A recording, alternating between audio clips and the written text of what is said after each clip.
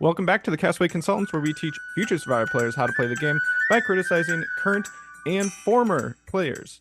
Today we are talking about Survivor Koh Rong, which is the 32nd season of Survivor, also known as Brains versus Brawn versus Beauty 2, I guess.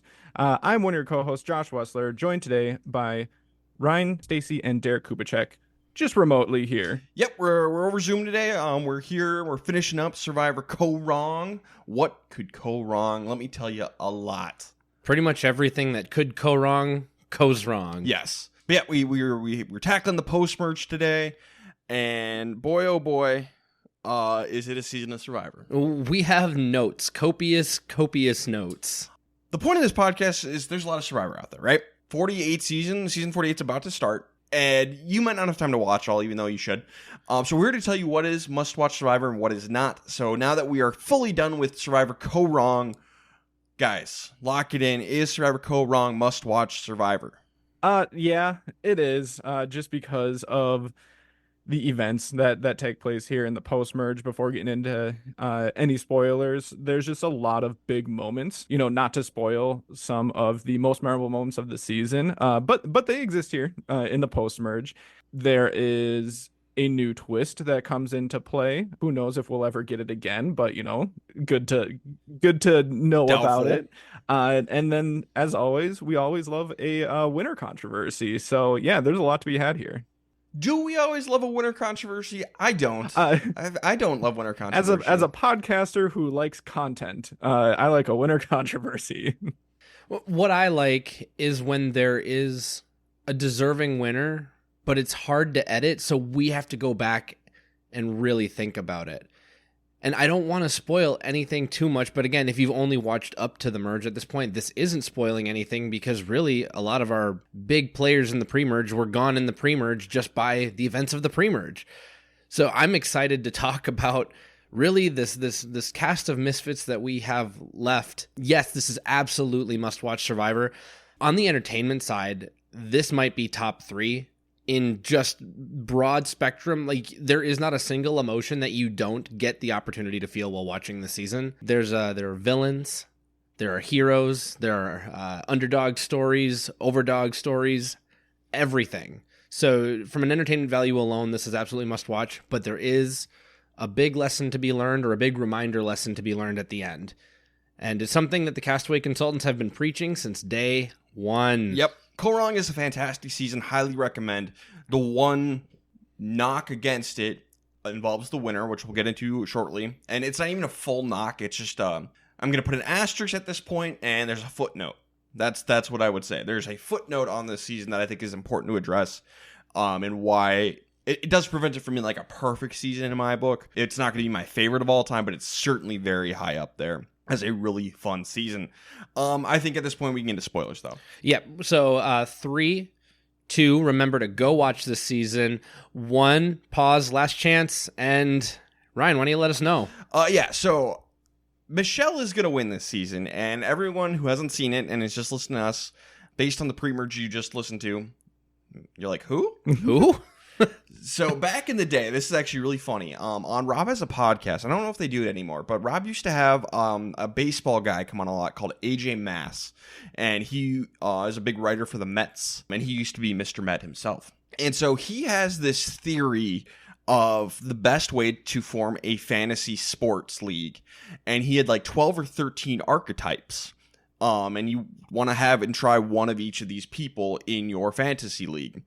And then he applied it to Survivor. He's like, the best cast has all of these people. And what he would do is when there was 13 people left, he would go through the remaining 13 and give them an archetype. And he also had them rated like most likely to win to least likely to win. Like number 1 was the Diplomat, I believe. Who is the Diplomat of this season? They're most likely to win. They've won the most times. And all the way down to 13th place was Fresh Meat. They had no idea what they're doing. They're going to get eaten. 12th place is the Ninja. The person you forget is there. When he did Koh Rong, so at the final 13, so the Anna and On, Michelle was 12th as the Ninja. Who? And I remember this, and then she went on to win the season. It might have been the first Ninja to ever win. Funny enough, Anna Kate was the Diplomat. First one out of those 13. weird season didn't help things. It kind of messed up his system a little bit, but it was a really fun listen. So Michelle's the person going into the merge, like, who is this person that she's going to go on to win? And that's why it's controversial. Not that she's a bad winner, it's just her edit was weird. And that is why, the reason why is because she never went to tribal council in the pre-merge. You can't show her too much if that's the case, because then it's obvious she's going to win.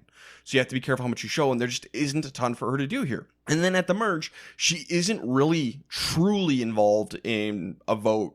Like, she's a number until the final 7, where she makes it's not really her move, but she does things to get onto the winning side of the final 7, sacrifices her closest ally, and then makes moves going to the end. So she's someone who comes to life in the game at the very end.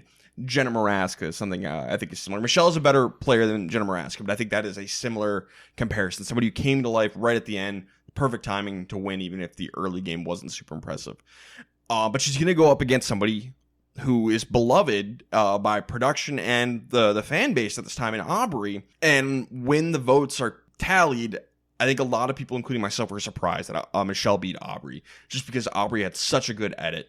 And that's why this is controversial. There's a lot of Team Michelle, Team Aubrey. And so there's a lot to discuss there. So I want to make it clear, I don't think Michelle is a bad winner. I think her edit is weird, but I don't necessarily want to get too mad at production for it, because they were dealt a weird hand to edit. So it's just a weird situation that needs thorough discussion, is my my final answer here.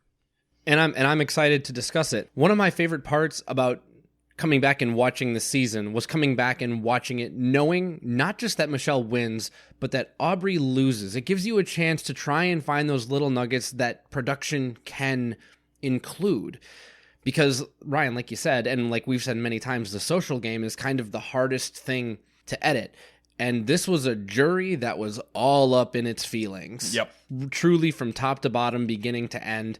There is some stuff in the pre-merge that we can talk about for Aubrey as well. We'll save this for when we start to get into these episodes a little bit, but that was my favorite part about doing this rewatch. So I appreciate Ryan's footnote to the season here, but I am excited to talk about how Michelle pulled it off. Yeah, and I still have thoughts that I need to, I feel like, fully talk through with you guys, because I don't even know how I feel about, certain things until we get there. I will say, as a memorability correspondent, there were a lot of things that I just completely forgot about the later part of this game, which I will definitely make sure to mention as we come across them. But yeah, it is one of the more interesting, I guess, seasons to recap in that way, just because of, I think, a lot of it being the editing side of things. And I think they could have done a little bit more with it. I know, Ryan, you're saying that they got dealt a bad hand, or at least a tricky hand with that, but I think it's more just have the winner be a little bit more present. It doesn't even have to be with like things that matter strategically or why they ended up winning, just the presence, I think, could have been upped a little bit. And one other note, I guess I can't prove this, but I suspect this. I think Jeff wanted Aubrey to win and was pissed that she didn't win, and wanted the Aubrey style of play to be more well respected. So I'm guessing he might have had a hand in this final product, bumping Aubrey up, pushing Michelle down a little bit. That is a theory. That is my tinfoil hat. That is probably true, though.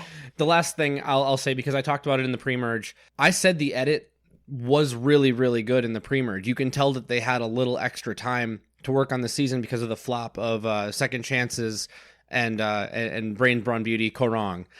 So I still feel like the story was told correctly. It's just the emphasis was put on what you're talking about, Ryan. The wrong syllable? The emphasis was on the wrong syllable. Or maybe we could have emphasized everything a little more. Like maybe bring Ty down a little bit and bring Michelle up a little bit. There was something on the chopping block here. It's hard to edit down Ty, though, because he's just such a treat of a person. True. Absolutely true.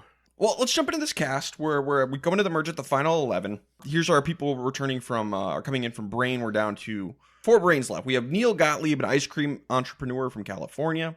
We have Debbie Warner, a chemist from Pennsylvania. Joe Del Campo, a former FBI agent from Florida. And Aubrey Bracco, a social media marketer from Massachusetts.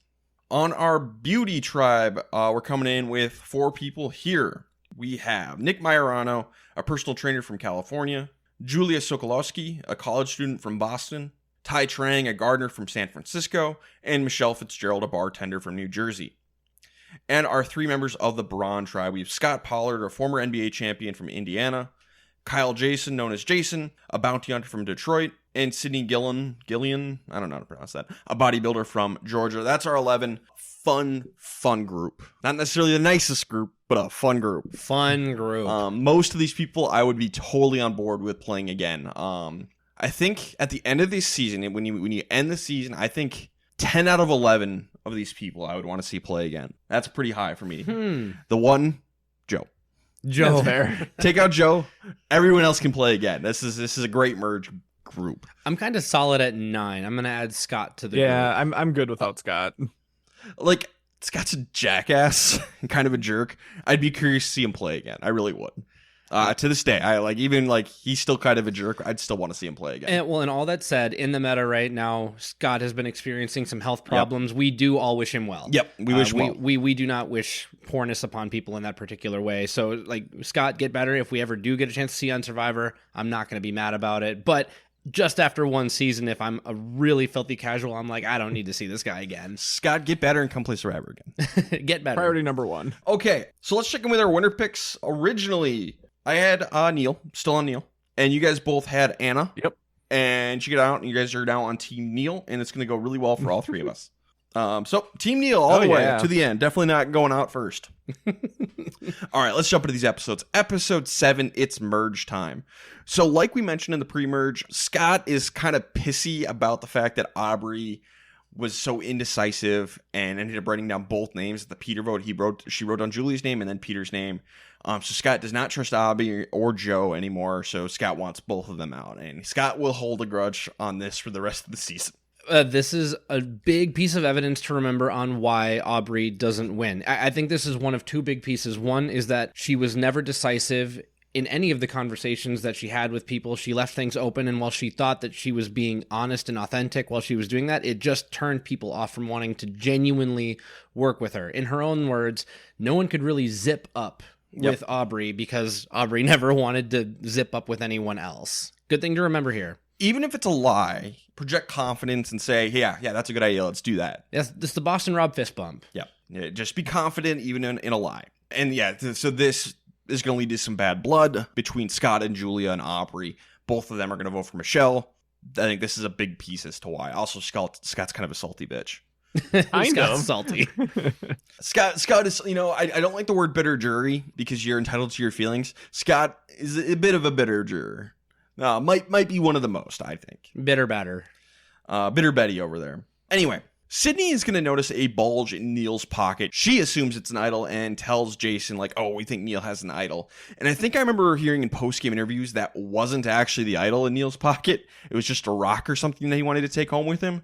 But everyone thought it was an idol, and whoopsies. Yeah, don't keep rocks. So don't put rocks in your pocket unless you're trying to get people to think that you have an idol incorrectly. Yeah, unless you're pulling a Rupert. Yeah, because we've talked about it. If you don't have the idol, just put a rock in your pocket and don't say anything, right? What's the worst that could happen? But if you do have an idol, maybe don't try. I mean, that's some Zayn Knight level stuff. Yep. Like, I know I had a rock in my pocket the whole time. I didn't have an idol. What do you mean? This is a rock. But we're going to merge. And it's kind of the Brain and the Braun groups fighting over the beauty votes. Ty and Julia are close to Scott, so they want to go with Braun. So that kind of leaves Nick and Michelle up in the air. Like, what are we going to do? We haven't had to vote yet. What are we going to do? How do we play this game? So Nick and Michelle, they do a really good job. They're listening to both sides. They really play the middle. They talk to everyone. They're really feeling things out. I really like how they come into this merge. These 2 play very well, especially considering these people, they haven't had to fully play the game yet. But Nick especially, he's very careful not to give away much and let other people bring him info. Scott's going to end up telling Nick and Jason about Ty's idols. Now we know where 2 of the idols are for sure. Debbie's also going to go into recruitment mode, and she is very aggressive, trying to pull in Ty and Nick into the Brain Alliance, and it's really just rubbing people the wrong way. She's driving people away from the Brains into the arms of the Braun, and they have big arms. The only thing I want to add in, everyone's talking about Debbie being very forthright and very pushy, which we've seen Debbie play again, and we've seen some post-game stuff. I can't possibly imagine her ever being pushy. Mm-hmm. That's sarcasm. If you are the beauty tribe and you're being pulled toward the bronze or toward the brains. And on the bronze, you have Scott and Jason, real barometer children, sort of, so to speak. As they go, everyone around them is going to go because they are big, they are loud, you cannot miss them. Well, this ends up being a negative for Debbie. I don't know how else the brains are supposed to really try and pull the beauties, particularly like the beauty men, over to the brains than being a little bit more forthright, just like the bronze are doing. How do you overpower that? Do you try and play to your strengths more? So I don't hate it. I just think it's something to consider. She's just too direct. She needs to like finesse it a little bit more. As I was watching, it felt very like it felt more old school, and I actually liked it at times. Now you got to be really careful about it, but there's just something about her approach to the game in general, not just to like this specific scenario, but just in general. I'm like, this feels a little bit more old school, so maybe it was just refreshing for me. So Neil and Aubrey, they're a little worried about staying aligned with Debbie because they think she's driving votes away. And Aubrey's going to ask Neil if he's got the idol. He's going to confirm it. So now Aubrey knows Neil has the idol. It's hard to ignore a direct request like that from your closest ally, so I get it. Braun obviously suspects Neil is the idol, so they want to take out Aubrey first, hope Neil plays the idol, flush the idol, take out his closest ally. Not a great spot for Aubrey to be in. And to make things worse, Nick wins immunity. He's going to get to go to his first tribal council immune. Oh wait, we're not going to tribal council. But the plan right now is Nick and Michelle, they are going to join Braun. We're going to take out Aubrey. That is the plan. They think Jason and Scott will be fairly easy to beat in the end because they're jerks. I think that's fair. This is a good read. Everyone should want to go to the end with Jason and Scott. Yep. This is a good idea. So they think just siding with the Braun overall is better because their only threat over there who could win is Sydney. Whereas there's a lot more, I guess you have Neil and Aubrey over on the Brain Tribe, plus Debbie's driving everyone nuts. So it makes a lot of sense for Nick and Michelle to want to go this way. And for the record, I agree with them. Because we haven't said it yet. If beauty has to go one way or the other, I think you go with Braun. Maybe 9 times out of 10, assuming that, you know, maybe Jason is like a chaotic player. Yep. He's not. He's just loud. I wouldn't say he's chaotic at all. Yeah, and I think that's why I didn't get the impression that, oh, everyone should want to go to the end with Scott and Jason just automatically, because they hadn't completely fallen off the edge of the cliff yet. We're going to get there. And then that's when things are going to end up changing. But as far as right now, I think that there's still a story to be told, as far as especially someone like Jason could, you know, really pitch his story of how he played the game in a way that gets votes at the end. So I wouldn't just automatically assume that they're people you want to go to the end with. But it's a decent thought, especially from early impressions. Sure. Early impressions. This is where we are and now. We're also at the merge, so, you know, as long as you can find a reason to go a certain direction, that's okay. And not lose an ally. Yeah. So, but medical is going to come in because there's a lot of injuries in this group, some infections. Everyone is cleared except Neil. He's got one in his knee that they think could destroy his joint. Neil himself believes that they were just being a little trigger happy on pulling people after the Caleb incident. And that was said in his 2020 interview with Entertainment Weekly when Survivor didn't come back. They went back and found old castaways to interview, and he said, yeah, to this day it feels like I probably shouldn't have been pulled. It wasn't as close to my joint as they made it seem like it was, and he's bummed for multiple reasons. Bring Neil back. Bring Neil back. But he's going to take the idol with him out of the game as a souvenir. He's not going to pass it on. I get it. I can't say I wouldn't do the same thing. When you get pulled from the game, it's like, no, screw you. I'm going to take a souvenir. Like, this is all I got. Now, I don't know. Is there a rule that he wouldn't be able to give that to Aubrey on his way off the beach? Yeah, now the rule is as soon as they tell you you're pulled, if you have an idol on you, it's a dead idol now. So you'd have to say it, you'd have to pass it on before you get pulled. So if medical shows up, you pull your closest ally aside, here's the idol, hold on to this. If I get pulled, you have it. I want it back if I don't get pulled, though. You could do that if you wanted to. If you want to take it over as a souvenir, I don't blame you at all. Find your own idol, Aubrey. But anyway, Neil gets pulled from the game. So there goes our winner pick. We'll get into that in a second.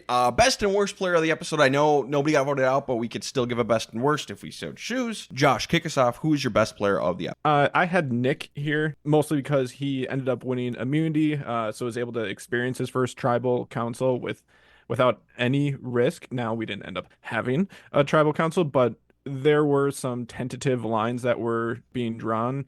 And with him being in the middle, he seems to be taking a good path. Yeah, I agree with Josh. I have Nick for my best player. He's playing all sides effectively, gathering information, won immunity. He seemed like he was in a great spot going forward. I'm going to go in a slightly different direction. I know a lot of our big beats centered around Nick because he was more of a focal point. He won immunity. He was the one bonding with the Bronze a little bit more. He got some information from Scott on Ty's idol.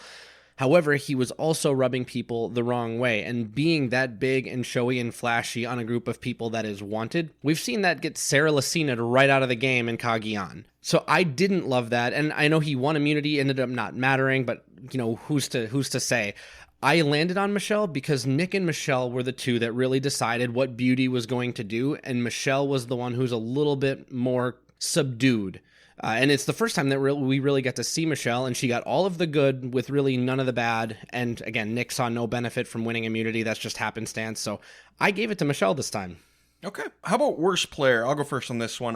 My pick is Debbie, just for being too aggressive and not having enough finesse and driving people away from her alliance. I agree that it's Debbie. I have a dishonorable mention to Scott because I don't fully love him talking about Ty's idol to other people. Specifically Nick. But I also understand that he was trying to bring people over. Like, you're trying to recruit the beauties into the group. That's why it's a dishonorable mention and not worst. And obviously Debbie was the highlight. So, Debbie. Yeah, it's Debbie. It's Debbie for me. I gave her praise at the end of the pre-merge by giving her my best player of the pre-merge. But her negatives are this.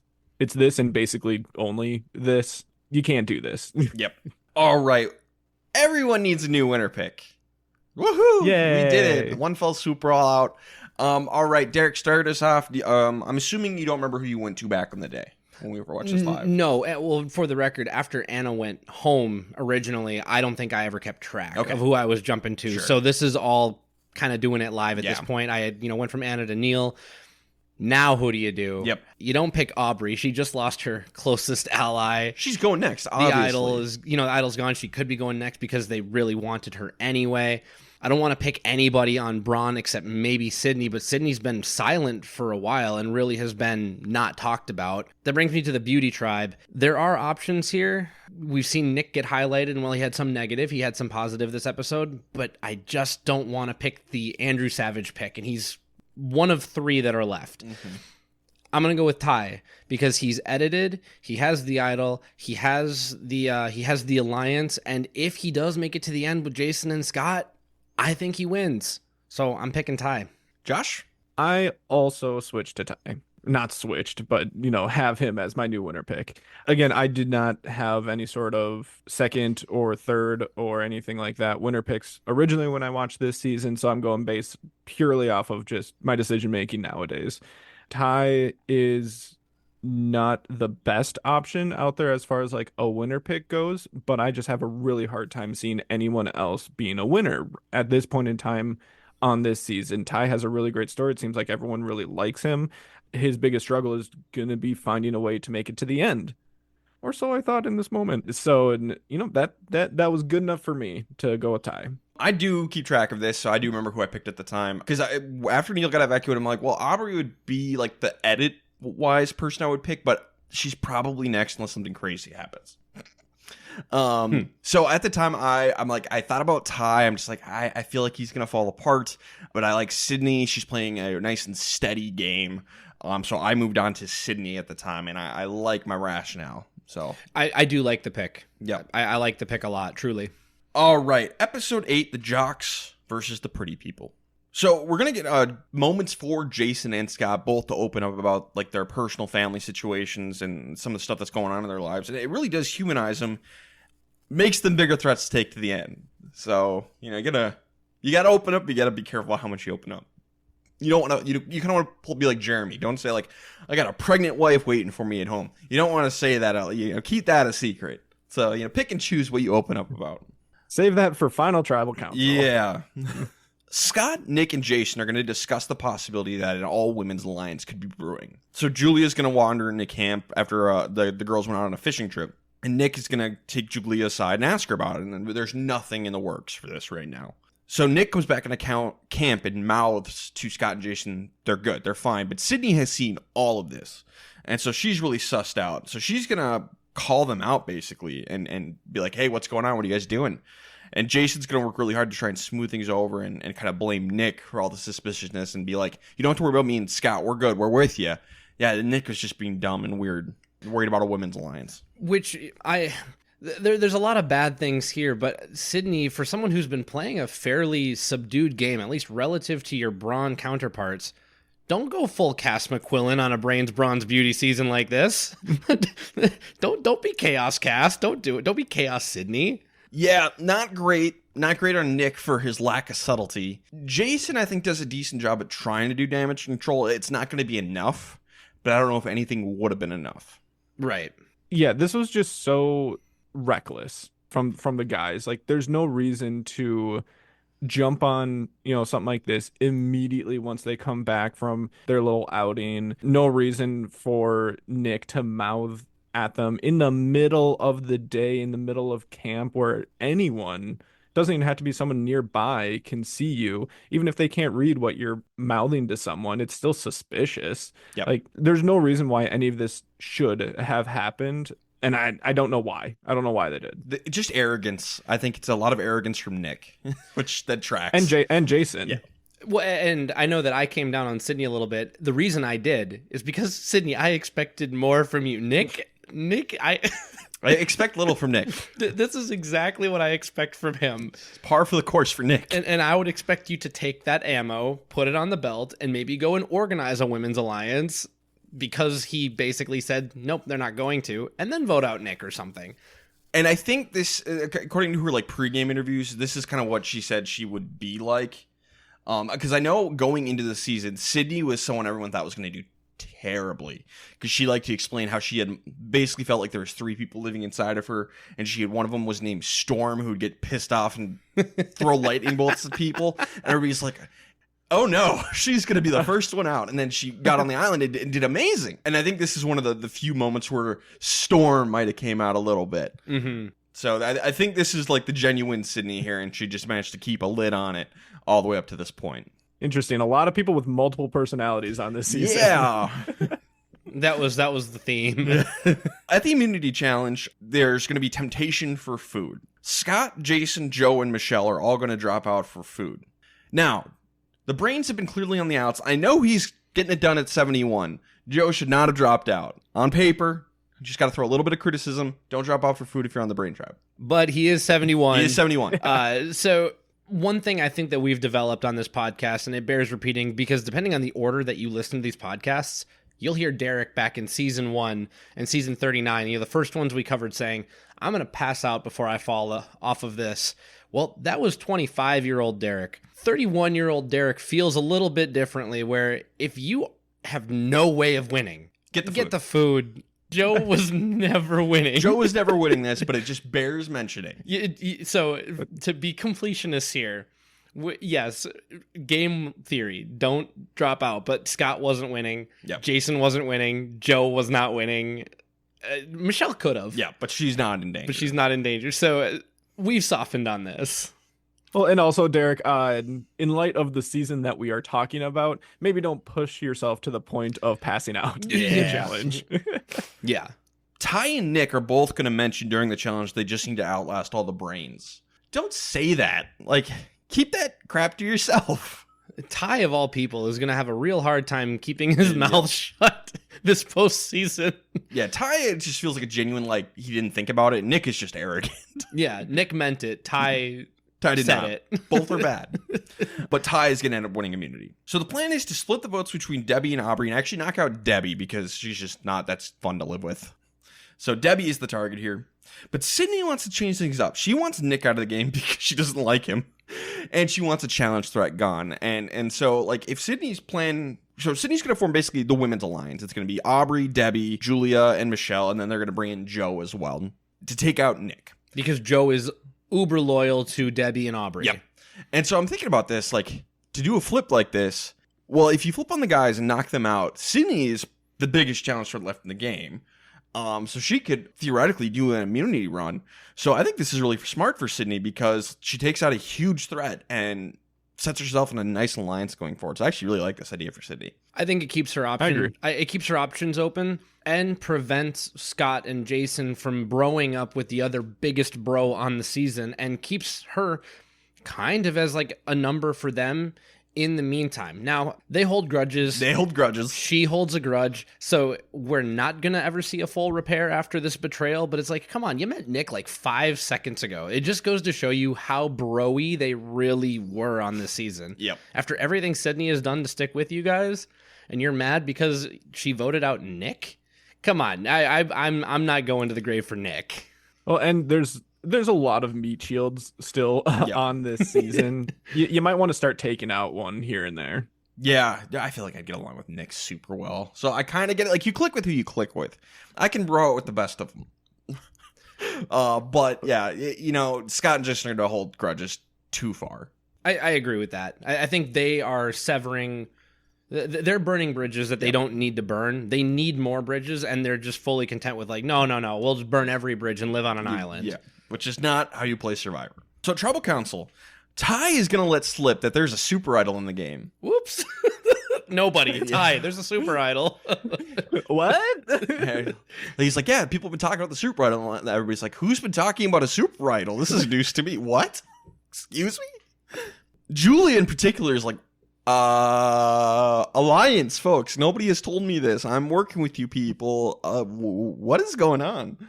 And Ty's just like, panic. I thought everyone knew. Maybe they're lying to me.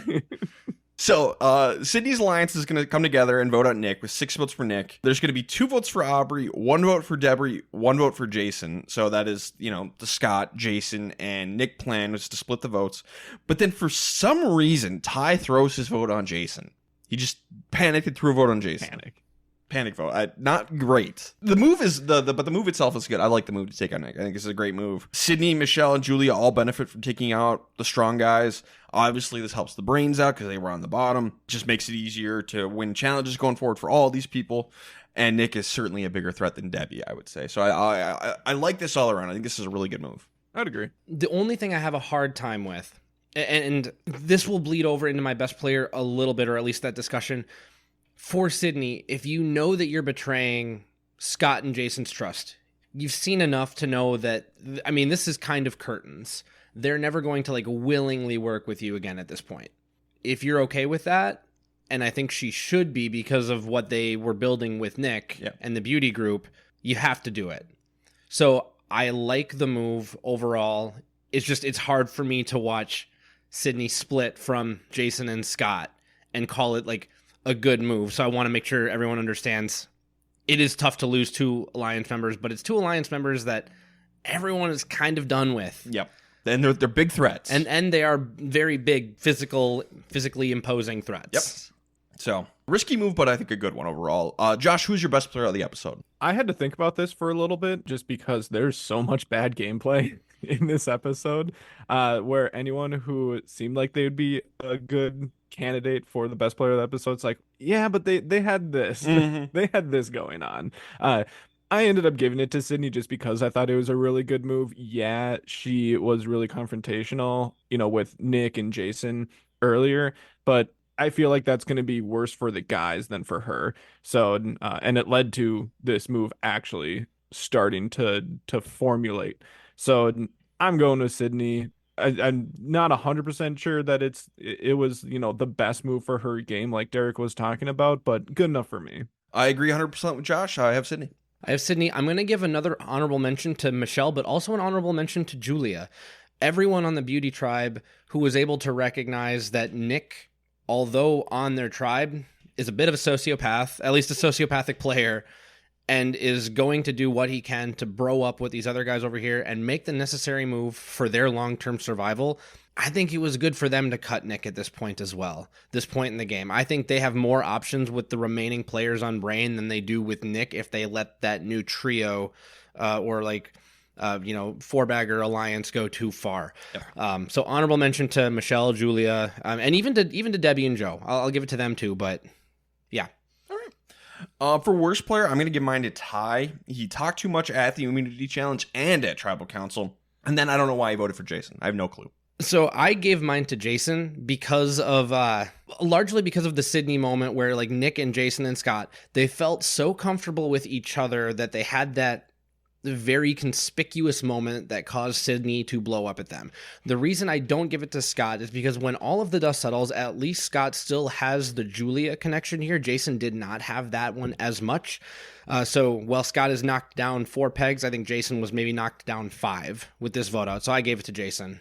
Yeah, it's between Jason and Ty. I originally gave it to Jason, but I didn't feel great about it just because of Ty. Like Ty had, was just so stupid. So stupid talking about the idol and then also throwing a vote on Jason. So it made me really want to give it to Ty. But I think the deciding factor for me was just that the mismanagement of his relationship with Sydney. Like he just did not do a good enough job recovering from whatever they decided to do earlier with worrying about the women, the all women's alliance, and the reason for this entire vote happening. So that's why I went back to him. Okay. Episode 9, it's psychological warfare. Back at camp, Ty's going to tell everyone he voted for Debbie, but then he's going to tell us he just voted for Jason in a panic. It's just like, if you're going to panic vote, don't panic vote for somebody in your alliance. Like, I don't know what that was. What was it? I voted for Kenzie just because I didn't know what was going on. Yeah, I forgot what I was supposed to do. Oh, Ben. Oh, Ben.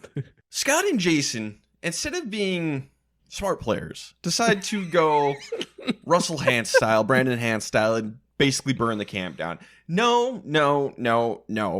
Yes, you can get knocked down in Survivor. You can get back up again. You just play nice. You play ball. You talk to people. People want to make moves with you. Especially if you're pleasant to be around. If you're going to be a raging bleep, pick your favorite colorful expression to use there. I had a couple good ones in mind, but this is not an R-rated podcast. This is a family-friendly podcast. They're going to hide the machete and the axe, and Scott is going to end up burning or pouring water on the fire in front of everyone. Like, all this is going to do is knock you down to the bottom of the pecking order. Nobody is going to want to give you $1 million, and nobody's going to want to work with you. This doesn't work. Like, yes, they are going to survive this next vote, but it's not because of anything they did. All they did was make themselves, slightly more appealing to bring to the end, but, not in a capacity, I want to work with you now. Well, no, and I want to stop you just for a second. I think you have it. They might survive because of what they've done, but you've made your chances to win basically zero. Yep. Because one difference between 39 days and 26 days, we've talked about it. It's in those last 13 days where paranoia and boredom and resentment really start to set in.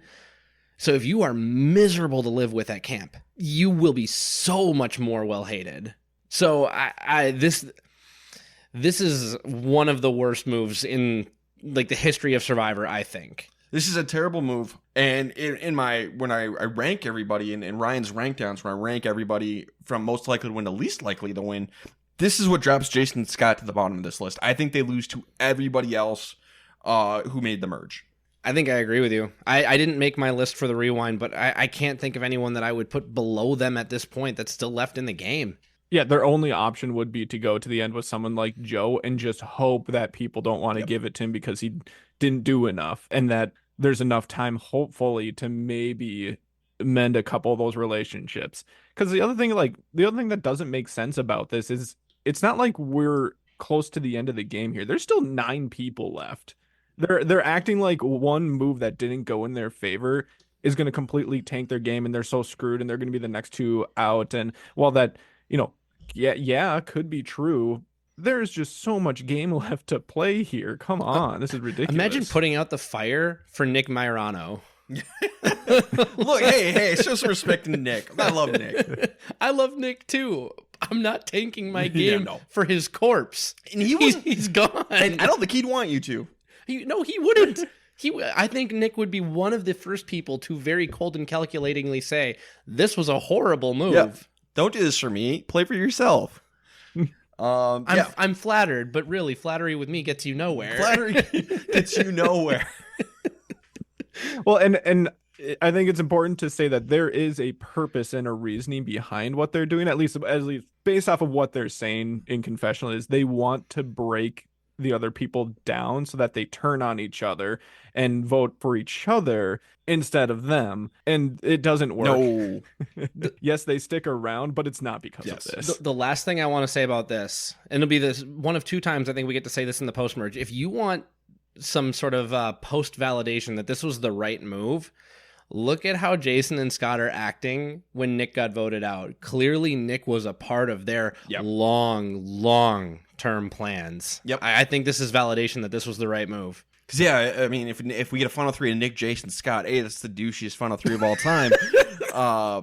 And, yeah, I mean, if we don't have this meltdown of sabotage, I could see maybe like a Jason winning that. I think so. But post-sabotage, I would think Nick would beat the other two. Should I give my rank down here? Might as well. Do you guys want to hear it? The listeners, their ears are bleeding for it. So this is kind of like an amalgamation of everything. This isn't like the current ranking from most likely to win, least likely win. This is just kind of an amalgamation of the entire season, all combined into one.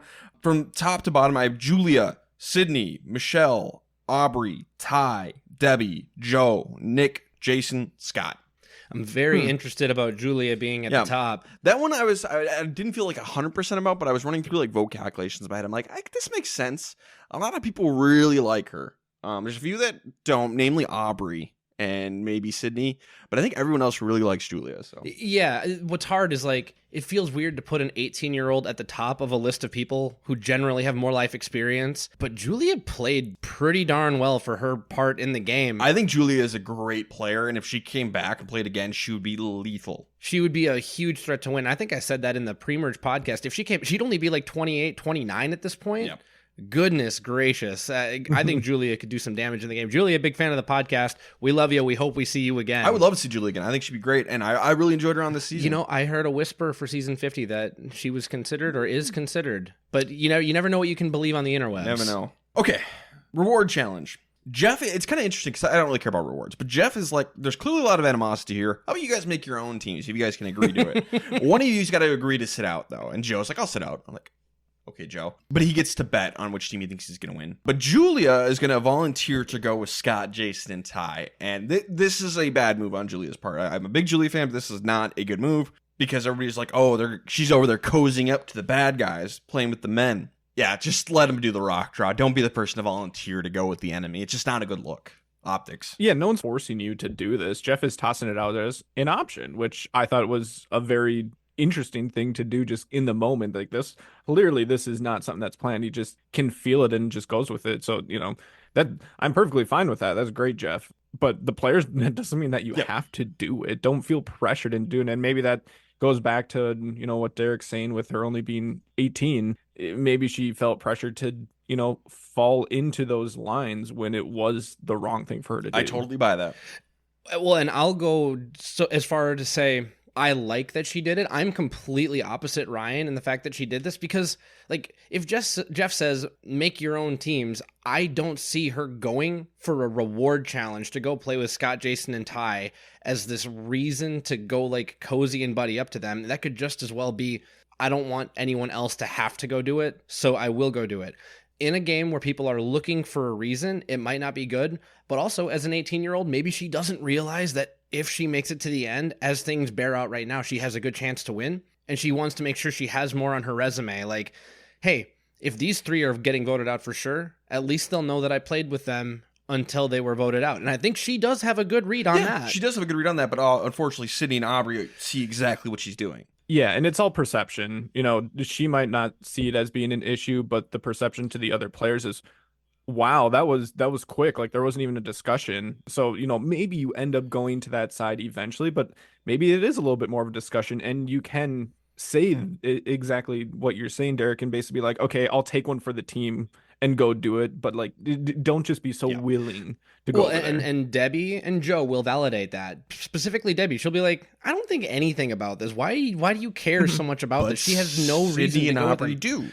But Michelle also doesn't care. Well, it's her closest ally. Of course exactly. So Sydney and Aubrey do. So 3 of the 5 of this very tenuous alliance in the game of Survivor are very okay with this, and 2 aren't. I understand that there is some bad. 2 is bad enough. So she's potentially losing 2 and definitely gaining some favor with 3. I don't hate this move. No, there's better, subtler ways to gain those 3 terrible. Without losing these 2. Do not let Josh and Ryan sully your opinions on this. Julia, big fan of the podcast. I think this was an okay to good move. Outvoted so far. democracy. So far. The Castaway Consultants officially say this was a bad move. That's the official stance of the podcast. It was a divided opinion. Bad move. During the night, Ty is going to join in on the sabotage and put out the fire. It's like, Ty, no, don't do that, Ty. Don't go to the dark side. But luckily for Ty, it's all blamed on Scott. Back to being reckless. Like, there's so many reckless things that are going on here in this post-merge. No reason to do this. Like, he's just feeling the pressure. Peer pressure. And just decides to do it in a moment of it being the nighttime. Someone could easily just see you wake up and do this. So stupid. Don't do it, but if you're going to do it, at least have a patsy that can be blamed for it. And, you know, he does. You want to talk about Survivor being a microcosm of reality. Just remember, you are a combination of the 5 people that you spend the most time with. Clearly, he's been spending a lot of time with Jason and Scott. You got a little chaos Ty coming out here. Yeah, he's easily influenced, Ty. He's the teacher's pet who got caught cheating off the test one time because he overslept. He got put in a group project with a couple of the naughty kids, and look what happened. They were a bad influence. Okay, so yeah, her loyalties are being questioned, and Debbie does not buy it at all. She just wants to take out Scott next because she's sick of Scott. Aubrey thinks Scott is trying to draw votes with his play to play an idol, but Debbie refuses to entertain this. Aubrey wants to maybe consider voting out Julia as like a safe move, but Debbie will not hear this, and it's not going to matter anyway because Julia wins immunity. Debbie's going to tell her alliance, which includes Julia, that they're going to split the votes between Scott and Ty and take out Scott on the revote. And Aubrey is sitting here like, why would you say this with Julia right here? Because Julia is immediately going to run off and tell Scott, Jason, and Ty everything. She is very clearly playing both sides. I love her thought process for Julia, but like her subtlety is not there. Got to learn that subtle game. So Sydney and Aubrey are obviously very concerned. They're like, can we just get rid of Debbie? I'm kind of sick of her crap, and she's ruining our games. Let's just cut her. And Michelle's on board, but Joe refuses. Joe's not going to do that. But Sydney and Michelle are like, well, we could pull in Julia to pull this plan out. We don't trust her, but we could use her vote. Maybe she'll go along with voting out Debbie, which I find it so funny. They go from targeting Julia to bring her in on the plan to take out Debbie. Which is a fun part about Modern Survivor, by the way. Very fun. Hey, you know, a vote's a vote. Get who you can. Tribal Council. Scott, Jason, and Ty are going to put on a little song and dance routine for us all. Super memorable. Excellent. They reveal they have 2 idols. He's got a brother. Yep. I love Jason, and he's got a brother. Ty's going to play one, and then Scott and Jason will play rock, paper, scissors to decide who gets the second one. So I really like this attempt to shake things up. It's very Three Amigos. It's very Mike Holloway. Just put a little fear into it and see what happens. And what's interesting, we've talked about how, this fake out works once, but it won't work again. However, if put together, it's a super idol. Super idol changes things. So you can do this literally as many times as you want until they stop caring enough to actually put pen to parchment to do this. And it's interesting because they don't say that it's a super idol. No. Yeah, Ty mentioned it last tribal, but no one ever talked about what the super idol was or how it became a super idol or anything like that. So people are still just kind of sitting there thinking that they just have 2 idols for 3 people. I don't like those odds. So you know, I love the way that they approached this entire scenario because it just leaves so many options going forward. We give them a lot of gruff, but they don't deserve gruff for this. Nope, I think this is a great move. So they play rock, paper, scissors, and Scott wins. But Jason doesn't give the idol to Scott. He gives it to Ty.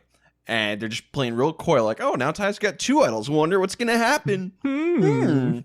But they don't end up playing either of them. And it's going to end up being 4 votes for Debbie, 3 votes for Sydney from the 3 guys, and then there was 2 votes for Scott from Joe and Debbie. So Debbie's going to get knocked out here. So this one's kind of interesting because I do think Sydney would have been a good choice here. Joe and Debbie are just being way too inflexible because I'm looking at the 4 people on the bottom of my rank down. And who do we have down there? We have Scott and Jason, who are huge jerks. Joe, who's a grump and doesn't really do anything. And then Debbie, who's pissing people off as well. Those 4, I think, are the bottom 4. Those 4, if they had enough self-awareness, should be trying to work together. So screw everything else that happened in this episode. We're going back to square one. What should be happening is Joe and Debbie, which this is me fan fictioning like crazy because this would never happen in a million years. But what should happen is Joe, Debbie, Scott, and Jason need to come together and knock out Sydney would be a great pick. Julia's got immunity, so bring Julia in and knock out Sydney because she's such a huge threat to win. And then these four should run the game together. Again, this is never going to happen in a million years, but it's what should happen. So this is where I went, completely off the board, and knock Sydney out of the game. Well, I'm not going to be a pigeon who just takes a poop on the chessboard and kicks all the pieces over. What should have happened? What? This is something that Ryan says all the time, Josh. I do say that all the time. I have never heard that. I do frequently say this, but Ryan was the pigeon here because he admitted like you can't make this move. This is not a legal move. It's a legal move. It's just like these people would never do that. Yes, so I'll stay within the confines of what I think these people could have realistically done in this moment. Confines of reality. Within the confines of reality. Not the four people least likely in the history of Survivor to ever work with each other as a force. Which, that might be an exaggeration, but I don't think it's that much. I don't think it's that much. So I really think that Aubrey and Sydney big-brained this too much in targeting Debbie, because say what you want about Debbie, she is at the bottom of the people that can win within this group. And yeah, she's being a little bit rigid. Who cares? Play nice with her for now. Maybe take her to the end. You can win with her. This is going to, when you hear my best player of the game, this will play into that. Just target them anyway. Target these three anyway. Put, 3 votes on one, 4 votes on the other, or 3 and 3. They'll play their super idol. Someone's going to get knocked out, but the idols are flushed and you are good to go at that point. And especially if you're like the Brains tribe, the de facto was Sydney. A Braun. Like, oh no, we lost Sydney. So I think Aubrey big-brained this, and Sydney nearly played herself right out of the game here. I think this was the wrong move, and it should have probably been Sydney by Super Idol. So yeah. I think this was wrong. Or like even if they split the vote and they play the Super Idol. Let's say you get 3 votes on Ty, 3 votes on Scott, and Ty's got the Super Idol. Ty plays it on himself, and Scott goes out. Well, and Ryan, help me out here. Who does Debbie vote for in Final Tribal Council? Debbie votes for Michelle. This is why. Because Aubrey voted her out for no reason. Yeah, I think Debbie is salty. She's not going to show any hint of it at any point. But Debbie votes for Michelle, which is just genuinely shocking to me. I know they got along pretty well. Like there was no problems between any of them. So all I can assume is Debbie was pissed that Aubrey betrayed her. Well, and she even says in her vote out confessional, I have no idea why they did this, but I guess if this is what they wanted. Debbie was a good sport for all of this. I loved everything. Everything she said. Yes. The question remains, pen to paper, was she being a good sport there? I don't have an answer for you. See, and I do. I do have an answer for that, and I think she was. When you do something like that to somebody, if there are repercussions and you didn't know, you didn't read it right, that's on you. Yeah. So I think she was within the confines, especially because I think there was very clearly a better move. She was very complimentary too of Aubrey come Final Tribal Council, especially when Aubrey gave her reasoning for it. It didn't matter, and as it showed, but I think it was much more just like, okay, I understand and I respect it. However, I still value this other game more for whatever reason. But I haven't even given my thoughts on this vote. Yeah, I suppose.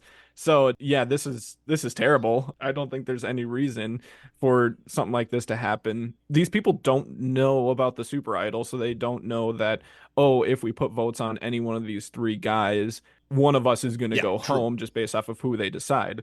They think that it's just regular idols and, one person or maybe 2 people are going to play idols. And we got a, 1 in 3 chance of picking the right person. But like you said, if Sydney is the backup or who they're targeting, who cares? It's a threat that's going home. And we're going to find, I didn't remember how great the Final 4 ends up being. We're going to have a lot of big threats at the Final 4. And that's because a bunch of people who are very beatable players are going to be voted out here in this next run of players. So that is something that definitely needs to be thought about if you think Debbie can win or who she can beat versus yourself if you're Aubrey versus a Sydney. Just take the mystery out of there. And if you think that Debbie is going to rub people the wrong way, maybe you just keep her around because you're going to need people that you have to beat when you're sitting at Final Tribal Council. Aubrey can beat Debbie. So yeah, I don't think any of us are on board with this move. And also, we didn't want to lose Debbie yet. Debbie's great. She was fantastic on this the season. And let me say, because, I mean, it bears saying, we will see Debbie play again. We'll get into that shortly. Okay. Yeah, but we will. Let's get into best and worst player of the episode. Derek, start us off. Who is your best player of the episode? I'm giving my best player as Julia because, for one, I did like the move that she was willing to extend the world's smallest olive branch by going to play with the 3 pariahs of the season on a reward challenge, but it builds a little bit of a bridge. It builds a little bit of goodwill. Like, hey, she was willing to play with us. If we end up on the jury, they're going to vote for Julia if she's up there. But then when Aubrey and Sydney decide to big brain themselves into voting out Debbie, they never actually get an opportunity to expose Julia because they need to use Julia to pull off their big brain pre-merge Survivor nonsense move. So the way everything shakes out, Julia had immunity, so she was completely safe, didn't have to expose that she was truly entertaining both sides, and then Debbie went home, which was done by the people who thought that Julia was going to be sending someone from that alliance home anyway. The call was coming from inside the house, and not from Julia. I give it to Julia. Josh? Disagree. I think Julia found herself in a very good situation by nothing that she did. False.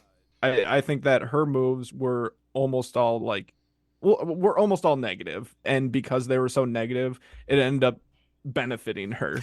And it went all the way back it was around. Yeah, horseshoe theory. Yeah, if you go backwards far enough, you end up positive. Decision making in Survivor is a circle. we are in such a weird position here just because of a lot of bad decision making. Much like the very last episode that we were talking about, I had a hard time deciding on a best player because there was so much bad gameplay going on here. I kind of defaulted to Ty here just because he's in an alliance that is tanking itself, and he seems to be the most likable person within that group. And also there's a show of, confidence in the whole like super idol, and that was, it's not just in theory anymore. They showed that they're willing to go down this route and that they're putting that trust in him. So I went with Ty because of that. I think there's an argument there. I ended up giving mine to Sydney because I do think she's the person who should have gone home. She's the person who could have probably been the person who was idled out of the game. She wasn't. So whether or not taking out Debbie was a good move for her, and I don't necessarily think it was, she made a move that made sure she wasn't going home when she should have been. So I'll give her some credit for that, even though Debbie being the target is iffy, for sure. She was a hindrance to Sydney's game. So she dodged his idle play, and she was the one who recruited Julia to come back in alongside Michelle. So there's that.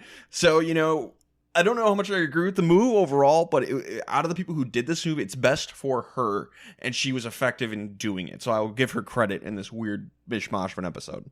That's fair. It's second best to Julia, who still is not outside of that alliance because Michelle would never let her fall outside of that alliance. And besides, if Aubrey is suspicious of you, that means literally nothing. Aubrey trusts nobody and can't make a decision to save her life. She trusts Joe. Okay, but everybody trusts Joe. Literally everybody trusts Joe. The people who aren't with Joe trust Joe.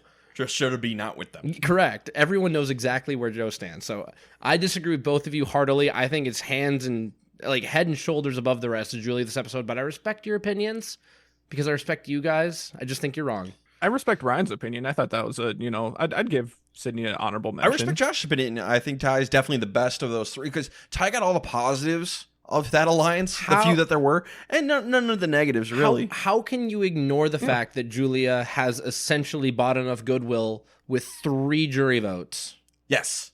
But it's going to turn on her. Her moves here are going to lose her the game. You have to do things in Survivor that put you in a place where you can win before they can vote you out for being too big of a threat. She put herself in a position in this episode before they, did the whole whoop-de-wop. She put herself in a position to where no one was trusting her. She lost a lot of trust in this They were talking about her playing the middle, and why did Debbie say this in front of Julia? Because we can't trust Julia. Aubrey and Sydney, the two most suspectful people in the game, were the ones talking about this. But they're right. Yeah, that 2 out of 9 people remaining, that's a lot of people. And they're right. Just because you're paranoid doesn't mean they aren't out to get you. I don't think that this is the pretense under which we make decisions. Not in Survivor. If you let yourself follow every breadcrumb trail like that, you can be led to slaughter. We don't have to talk about this anymore. Yep, we're moving on. Moving on. Josh, give us your worst player of the episode. Flip a coin between Scott and Jason. I went with Scott. He just seemed like the one that everyone would hate more. In a surprise final two between Scott and Jason, I think Jason would win just because Scott, it seemed to be a lot more mean when it was coming from him. That is the consensus. People actually, post-game, Jason is pretty well liked by everybody. Maybe not Joe, but everybody else likes Jason by the end of the game.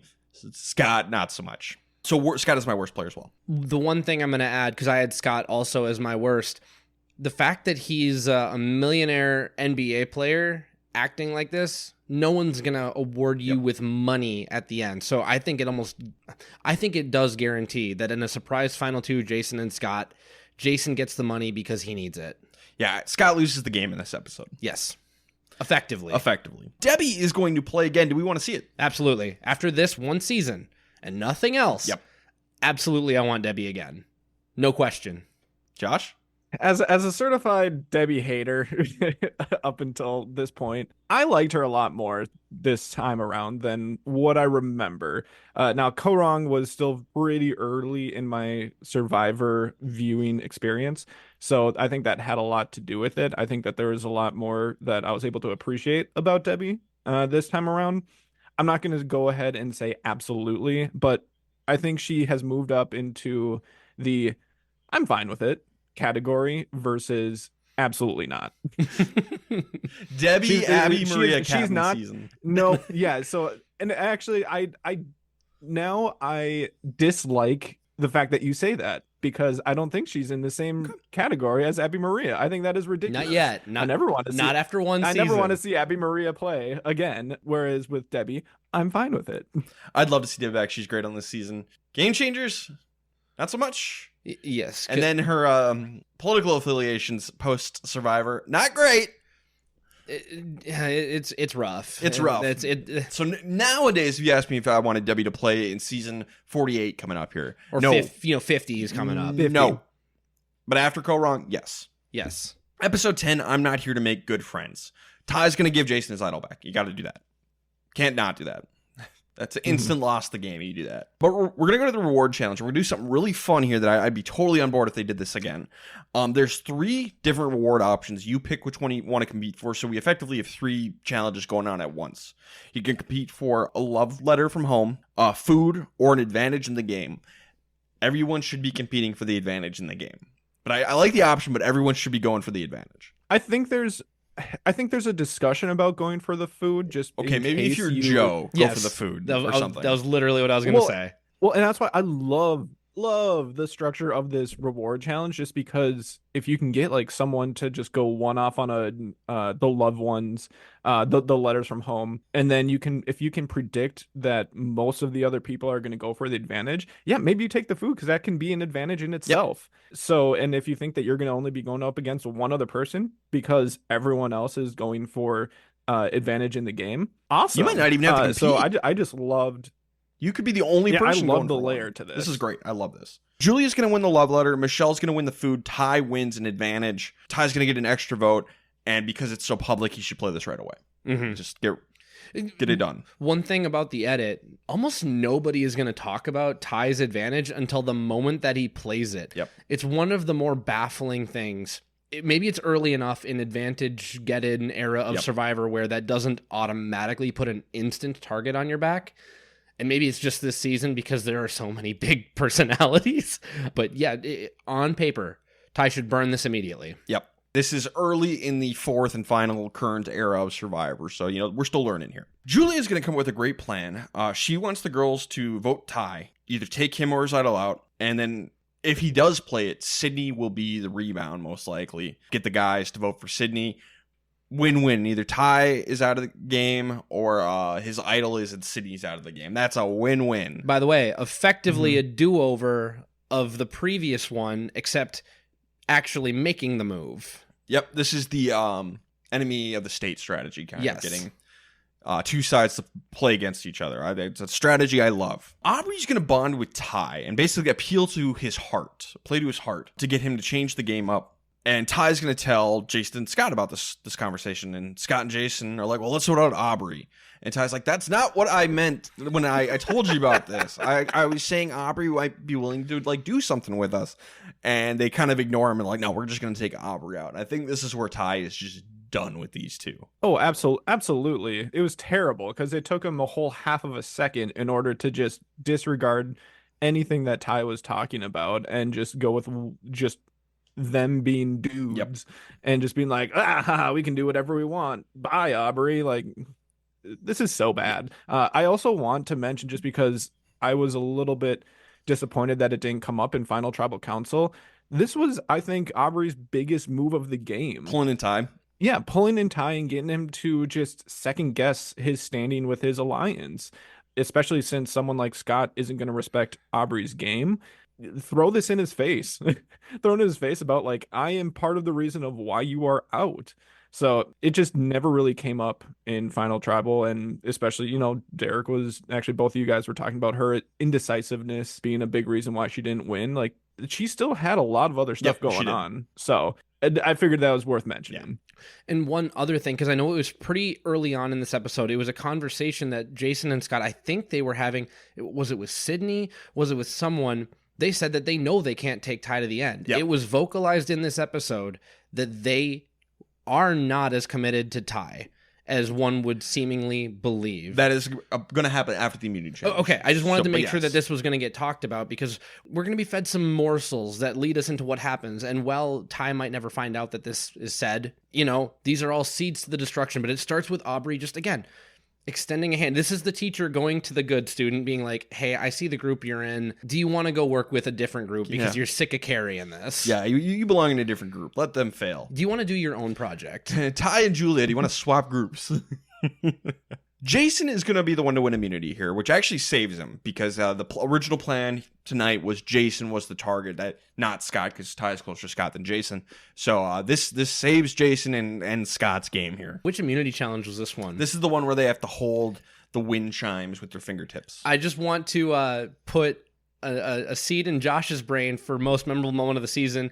Jason spitting that giant loogie in the middle of this challenge, and then Aubrey immediately just spitting her own, and then Jason like, okay, I kind of like that. This is fun. This is good. Accept it. Nomination accepted. It's not going to win, but how dare you? It's not going to win. Do not speak for Josh. It's not going to win. So Scott and Jason want to use the idols to take out Aubrey. Julia tells them that, like, hey, the plan is to target Ty, because that was her great plan, take out Ty. Scott and Jason decide to make a final 3 deal with her because they know they can't go to the end with Ty. They'll lose. So yeah, like Derek said, Ty is scared that Jason is going to move in on Ty's man, Scott, take him, steal him, and knock Ty out of the game. Very fair. That was in the cards, because at this point, Ty hadn't, become this completely known to be erratic player. He could still very easily win at this point. He's going to have a fall from grace. But yeah, they were going to target Ty. So I think Ty's completely justified in wanting to shake things up. Well, and I know Ryan has his own rank downs, but I actually had Ty as maybe the most likely person to win this game. Like, if he could make it to the end in this moment, he was, at the top of my list, if not, in the conversation of being at the top of the list. Totally fair at this point. So totally fair. I really wanted to bring up, once we get to the vote, just the whole dilemma behind what the right move for Ty is here. But Aubrey is going to pull in Ty to vote with her because she wants to take out Scott. So her plan is to get Ty, Sydney, and Joe on board, take out Scott. They don't trust Julia, so they don't want to tell Michelle the plan. So Jason is going to give Scott his idol. Jason has immunity. He doesn't need to have the idol tonight. So Ty and Scott both have an idol. We're going to go to Tribal Council. Julia's going to be like, hey, Ty, play your idol. You definitely need to play it tonight. Play it, Ty. Ty's just like, no. Oh, Julia, and you don't know that this is a super idol. And even Scott's just like, yeah, don't play it, Ty. So we're going to get 4 votes for Scott, 2 votes for Aubrey, 2 votes for Ty. Ty flipped already. He does not give Scott his half the super idol, so Scott can't play an idol. It's too late. So Scott is going to go out of the game with Jason's idol in his pocket. Man, it's epic. You're not gonna? Iconic. Wow. Just Scott's wow. I remember watching this in our friend Laura's apartment and Home Quest, and I was just like, jaw dropped. I couldn't believe. I was freaking out. So Another nomination for most memorable Yep. moment of the season, and in hot take. terms of gameplay, I mean, this one might actually be the most memorable. Because I mean, a big near death like medevac, obviously that's a huge one, but I think about this move in Survivor all the time, or this non-move. Has there ever been like a non-move that's like so impactful? I'm not sure. One of the most savage betrayals in Survivor history. Oh, this is a top 10 anime betrayal for sure. Yep, it's glorious. And it just the shaking of Ty's head No, that is burned into my brain. No. you're not gonna. Wow, so good. And the entire lead up of that also just dragged. Like they spent so much time just panning from person to person to person, just looking at everyone's reactions, just like everyone realizing what is happening, and disbelief on Scott and Jason's face, like almost like, no, Ty, this is when you do it, like almost like they're like, oh no, he doesn't know that this is the time to do it, but no, he's just not gonna do it. Now, I do think this was the wrong move because people like Ty and Joe really should be keeping Scott in the game. Like, I know like you kind of want to break them up, but you need him, especially Joe. Joe has to go to the end with Scott and Jason to have a shot. So I know Joe's kind of a weird one because I don't know if he's trying to win. I think he's just here for funsies. But I'm still gonna like hold his feet to the fire just like everybody else's. And Joe should not have made this move. Probably Aubrey should have been the person to go here, get this axis of evil alliance to keep working together, and go to the end with those two and you win. So yeah, I don't think Ty should have done this. I think he should have gone the super idol strat and knocked Aubrey out of the game. That probably would have been his best move. Maybe if you can convince them to go after, again, he wasn't feeling heard. Aubrey was not who he wanted to go out. If Scott and Jason had been like, yeah, let's take out Michelle or somebody, this would have been a much better scenario. But I do think Ty still kind of needs Scott and Jason here. So I don't think they should have gone through with this one. On paper, I agree. The hard part for me is Ty's ability to get to the end. Sure. Like I said, I think that he is right at the top of the rankings as one of the people who is the biggest threat remaining in the game. And we talked about already the fact that it is in their plans to cut him before making it to the final three. So I think the conversation is just as much related to, can Ty play the super idol, give the idol over in order to be played as a super idol for Scott, and then still be able to make it to the end with these guys? Or are they going to cut him in 2 or 3 vote outs and then he's just out of the game? What are the paths here? And I don't know the answer to that. My big thing, I'm going to focus on the social game. Production has handed you a super idol on a silver platter, and it's kind of a silver bullet. It's the only one truly in Survivor history where post-vote, this kind of changes the result. You need to go through with this because the bad feelings. I mean, say what you will about Scott being one of the most controversial and more hateable players in Survivor history. He has feelings too. And this is perhaps the most embarrassing way that anyone has like legitimately gone out due to just normal gameplay. One of your closest alliance members did not give you the second half of a super idol. I think that Ty almost takes himself out of contention to win the game, period, by doing this, because he needs to get to the end.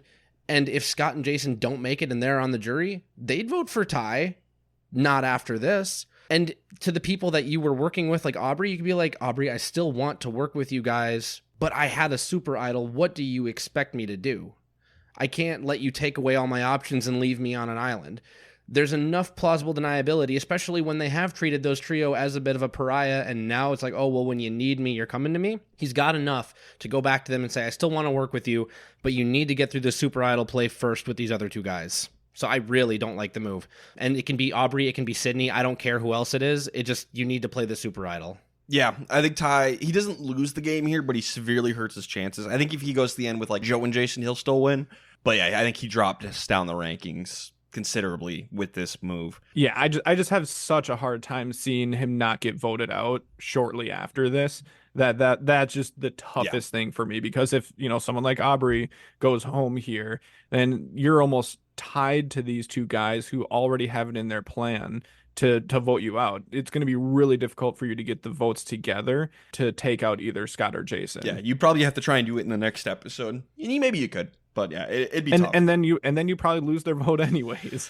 Yeah, it's tough. It's tough. For best player of the episode, I'm going to give mine to Aubrey because she's the one who pulled Ty over, appealed to his emotions, saved herself, got him to flip, got Scott knocked out of the game. So mine is Aubrey. I agree with Aubrey. I also think that Jason really respected how she went, 10 toes down against him in that physical challenge. Yep. And then kind of taunted him with the spit. Like, as a little of a thing it is, I think Jason's respect for Aubrey grew greatly. So everything you said plus that. Yeah, it's absolutely Aubrey. It might be one of the best moves of the entire season, I think, to be able to get Ty to second guess where he stands in his alliance and whether or not he even wants to be a part of it. Again, imagine talking somebody into not using a super idol.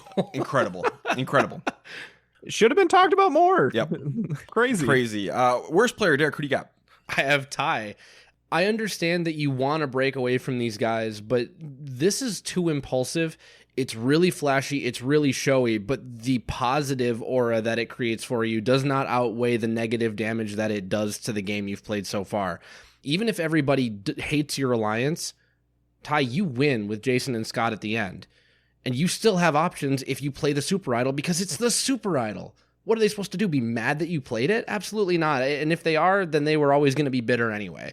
Survivor's not an easy game. You need to be able to win. And I think by playing this, he effectively takes himself out. I think he can beat Jason and Joe. So he can still win, but it's much harder than it was before. Yeah, I think I'm gonna, and I never actually fully answered whether or not it was the right move or not. I think just one little thing that Derek said, the flashiness of it was enough to tilt me over to the side of it being the wrong move, just because I've been saying that I think Ty just needs to make it to the end to win at this point in time. So why do a big flashy move when all you could do is just, stick with your alliance and figure out the rest later, which means that Ty would be my worst player of the episode as well. I gave Ty a dishonorable mention, but my worst player of the episode is Joe. Again, 71. Asterisks. However, I do think he should have gone for the advantage on paper. I get why he didn't, but again, technically a bad move. He knocked out Scott, which is bad for him. He needs Scott to win. He has to go to the end with Scott and Jason to win.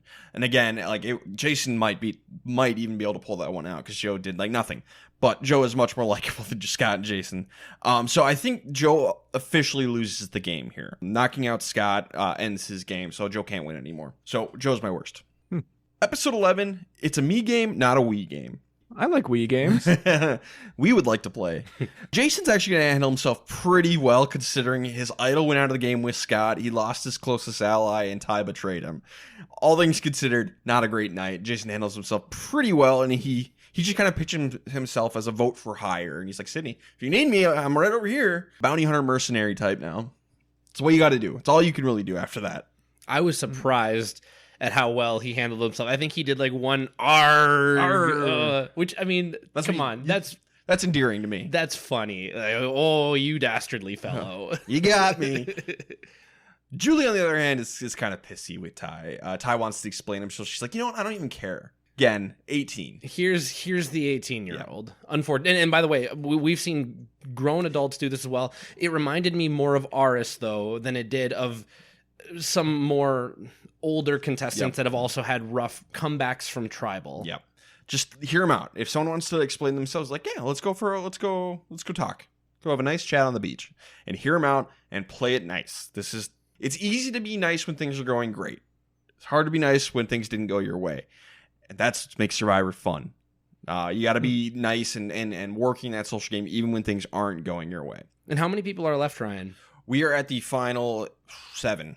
So if you're at the final 7 and you're Julia, if you're Julia and you make nice with Ty right here, who's to say that Julia, Michelle, Ty, and Jason can't come together to work against the brains that are remaining and very, very loyal to each other? Brains plus Sydney, Brains I and should Sydney. say. But those three are kind of a tight trio going on right now. There are options for these two beauty to do something, and these first impressions back at camp when people are at their most vulnerable. Did I do it right? Did I do it wrong? If you are the shoulder that they can cry on, or you are the person they can talk to, they will feel more comfortable with you going forward. So Jason does a really good job. Julia, you need to do better. You need to stay more open and more flexible. Reward challenge. Sydney and Michelle are going to win, and they get to bring one person. And Michelle's idea is to bring Aubrey. Michelle was left out of the vote last time. She wants to get back into the majority. This is where Michelle's win comes to life. This is where she starts to actually really play. So she suggests to bring Aubrey, and Sydney's like, okay, sure, I'll bring Aubrey. And Michelle, what she says to everybody is like, Aubrey has not been on a reward yet. Great. But actually, Michelle wanted to bring her because she's like, I want to build this bond with her, get into the majority alliance. And while they're on the reward, she is going to distance herself from Julia as much as possible. Like, just be like, nope, I'm separate. I get why you guys don't trust her, but I'm not her. So let's cut her and I'll go with you guys. And this is probably Michelle's most important move. Definitely important. The key is the people you're talking to need to buy it. When we talk about finesse, I think this is exactly what we're talking about, because it's really easy for someone, especially like Aubrey, especially like Sydney, to come back and be like, yeah, I am not buying what Michelle is selling, except Michelle was left out of the vote and did what she said she was going to do and has played a loyal game so far. So when you've got the words and the actions to back it up, along with Julia being a little less friendly back at camp most recently, and then having sort of that stigma of going with Scott, Jason, and Ty earlier, there is a chasm between them. There is a bit of a little schism. There's a little, we won't call it a schism, but there is a chasm. And that's all that Michelle needed to exploit, and she successfully does that. There is a fine line, I would say, though, to this, just because we've seen it before where people, it's between them and their closest ally, and it's not necessarily like, oh, I need to turn on them for the better of my own game. Like sometimes it's more just like, oh, this person is hopping on just because they don't want it to be them. So the perception of the move is going to be a really big thing, and I mean, from everything that we saw at Final Tribal Council, it was a positive perception for Michelle. Julia was dragging Michelle down with her, and so Michelle just cut her loose. And that's what you got to do here. Jason and Julie, on the other hand, they want to pull in Sydney and Michelle and make a move and take out Ty. That's not going to happen. And it's kind of a bad move for Jason. Now, Jason's just looking for something. Yeah, Jason needs something to survive. He needs a foundation to stand on if he's going to have any chance of winning, even though I don't think he does at this point. But step one is, surviving. Michelle's going to win immunity, and the debate is going to be between, do we get rid of Jason or Julia? And the group decides Julia is the bigger threat. And I completely agree. Julia is better at this game than Jason in every way, I think. Maybe the only thing Jason has her on is life experience, but I think Julia is the better player in every other capacity. It makes Michelle very sad when the group decides on Julia, but Michelle's going to go along with it. It's not her plan, but she's willing to chop the rope, chop the lifeline, which is important in the game. It's not necessarily turning on your ally. It's chopping them when they're hurting your game. And it's a key and distinct difference, and I think Michelle does it well. Mm-hmm. We talk about trying to save your allies. There is a time and place to not do that, and that's exactly what Ryan just said. If they are actively hurting your game, then it might be for the best to chop them loose. It's just great players can identify when that is and when it's not. Because I don't want to get this twisted with our past advice about making sure that you keep your number one around for as long as you can. Yep. And Julia is her number one. Unfortunately, Julia's name is attached to some pretty devious characters in this game. And again, we need to remember this group of people very much in their feelings. Yes. So take that, run with it, and hopefully your instincts are right. Well, and also Julia will beat Michelle in the end. Yep. So it's, you don't want to, you can't bring her all the way to the end. So at some point you got to part ways with her. Looks like it would just be now. It's a good time as any. She could save it potentially, but it's not worth the risk. She and Sydney are going to tell Jason and Julia they're in to take out Ty, but they're not. It's going to be 5 votes for Julia, 2 votes for Ty. Great move. Julia is such a wild card she's got relationships with like everybody at this point except maybe Aubrey and Sydney. Well liked. I think she can beat just about anybody. Yeah, so I love this move to get rid of Julia. I think this is the right move. This is also a pretty critical vote in terms of like prepping prepping for your final three just because of the number of people left. And, back to the conversation of who can beat me, Yep. who can beat me if they get to the end, and just trying to plan that out because it's going to get harder and harder to put the right people there with every vote. Final 7 is key. All right, Josh, who do you got for best player of the episode? I had Michelle just because of her ability to be fluid with the situation and cut ties with her number one ally. Yep, she took Aubrey on the reward. She distanced herself from Julia, won immunity, and was willing to cut Julia when she had to. I'm going to go in a very slightly different direction. I have an honorable mention to Michelle, but I'm going to give it to Sydney because I think Julia was the one person left in the game who had a shot at beating Sydney, a good shot. This puts Sydney up on the top, but it also puts her in an alliance with two people that want to go to the end with her in Aubrey and Joe. Joe being the most loyal person in the game who doesn't want to vote Sydney for like any reason whatsoever, and we'll get this later on. And then Aubrey, who I think at this point is just like, I need to keep a trio because if you have three, at least you have a fighting chance going into the next vote. So now Sydney, in my opinion, is top of the pecking order. Julia, her one competitor, could truly go home.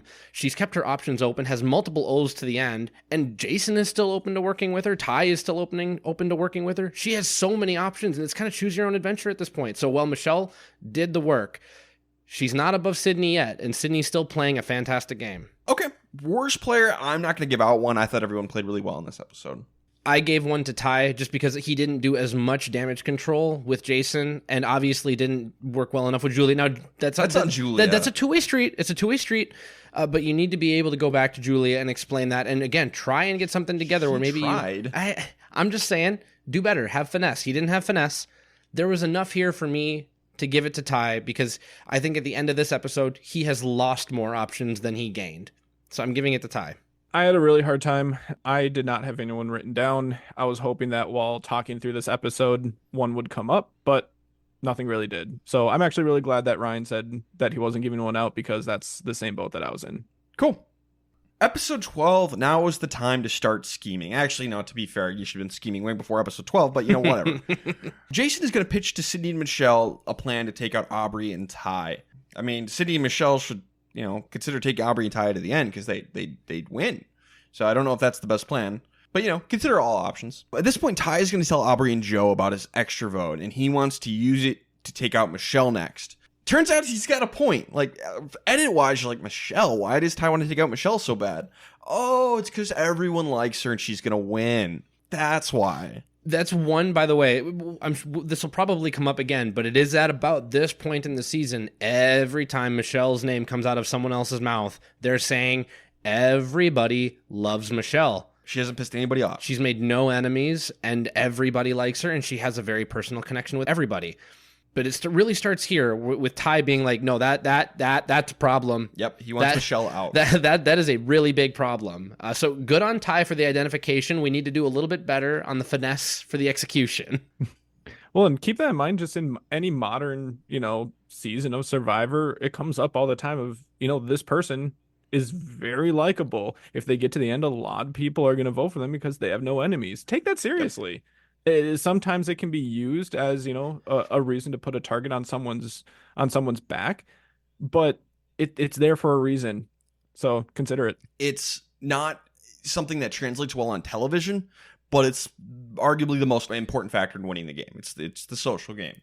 And I know as much as Ryan is going to hate to hear this, in the modern era we had Kenzie. And that is the only rational explanation for what happened with Charlie and Kenzie. Everybody liked her. She had no enemies, and she had a game that was her own. You can make the same argument for Charlie, but obviously Kenzie was closer with more people. So I know that Ryan's bitter about that one. But I think Maria was bitter. I agree that Maria was bitter, but don't be in a duo with a bitter person. Carla also was bitter, and so Cassidy. Cassidy is another example of someone who lost, who maybe could have won if she hadn't been in a duo with somebody bitter. But those are different seasons. We're talking about this one. If someone is well liked by everybody, you need to consider it. And when they put it in the edit, listen to it. Yep, that's huge. Joe is very bossy around camp, and he's even pissing off Sydney and Aubrey, who are his allies. Not great. Nobody wants a bossy grandpa around. And it was at this point that I stopped really grading Joe. He can still win like worst player, but I think Joe knows he can't win. Yeah, I think Joe knows he can't win. Does he? I think so. He will say it. He's gonna say it later this season, and Okay. he comes out and says it. We'll talk about it when we get there. Sure. But Sydney is going to end up winning immunity. Ty is going to try to get his alliance plus Jason to vote out Michelle. That's what he really wants to happen. Sydney and Joe don't want this to happen. They want Jason out because they don't like him. Okay, but shouldn't you keep him then? That's a great reason to keep him. Say that's something like the pre-merge that he can do. But Sydney is going to tell Michelle what Ty is up to. Ty is targeting you, wants you out. Basically, he's really pushing for it and rubbing people the wrong way with how much he wants this move to happen. So at Tribal Council, Michelle is going to go to war with Ty and just completely blow up his spot on what he's been trying to do. Ty is going to play his extra vote on Michelle. They're the only 2 votes on Michelle because everyone else votes for Jason. And for some dumb reason, Jason just throws his vote on Joe.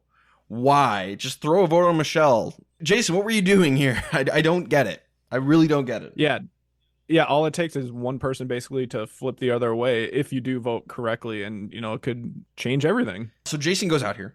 Wrong move. I think it was the wrong move. Michelle or Aubrey, either one of them would have been perfectly fine. You can obviously Sydney would have been a good choice, but she had 1 immunity. Like anybody besides Jason or Joe would have been a good pick, pretty much. Like why are we doing this? He can't win the game.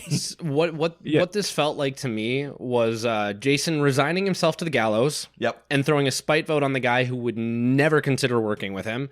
Bad move. I don't forgive him for it. And then Ty trying to fit a square peg into a round hole.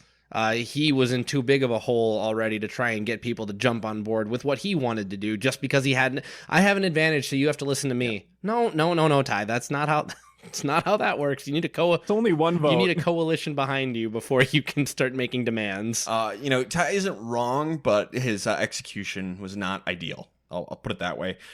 Derek, who's your best player of the episode? My best for this one was Michelle, because when Ty started to push against her, the dividends of her social game immediately rose to the top. Everyone was telling her that Ty is scheming and plotting against you, but nobody wanted to vote her out.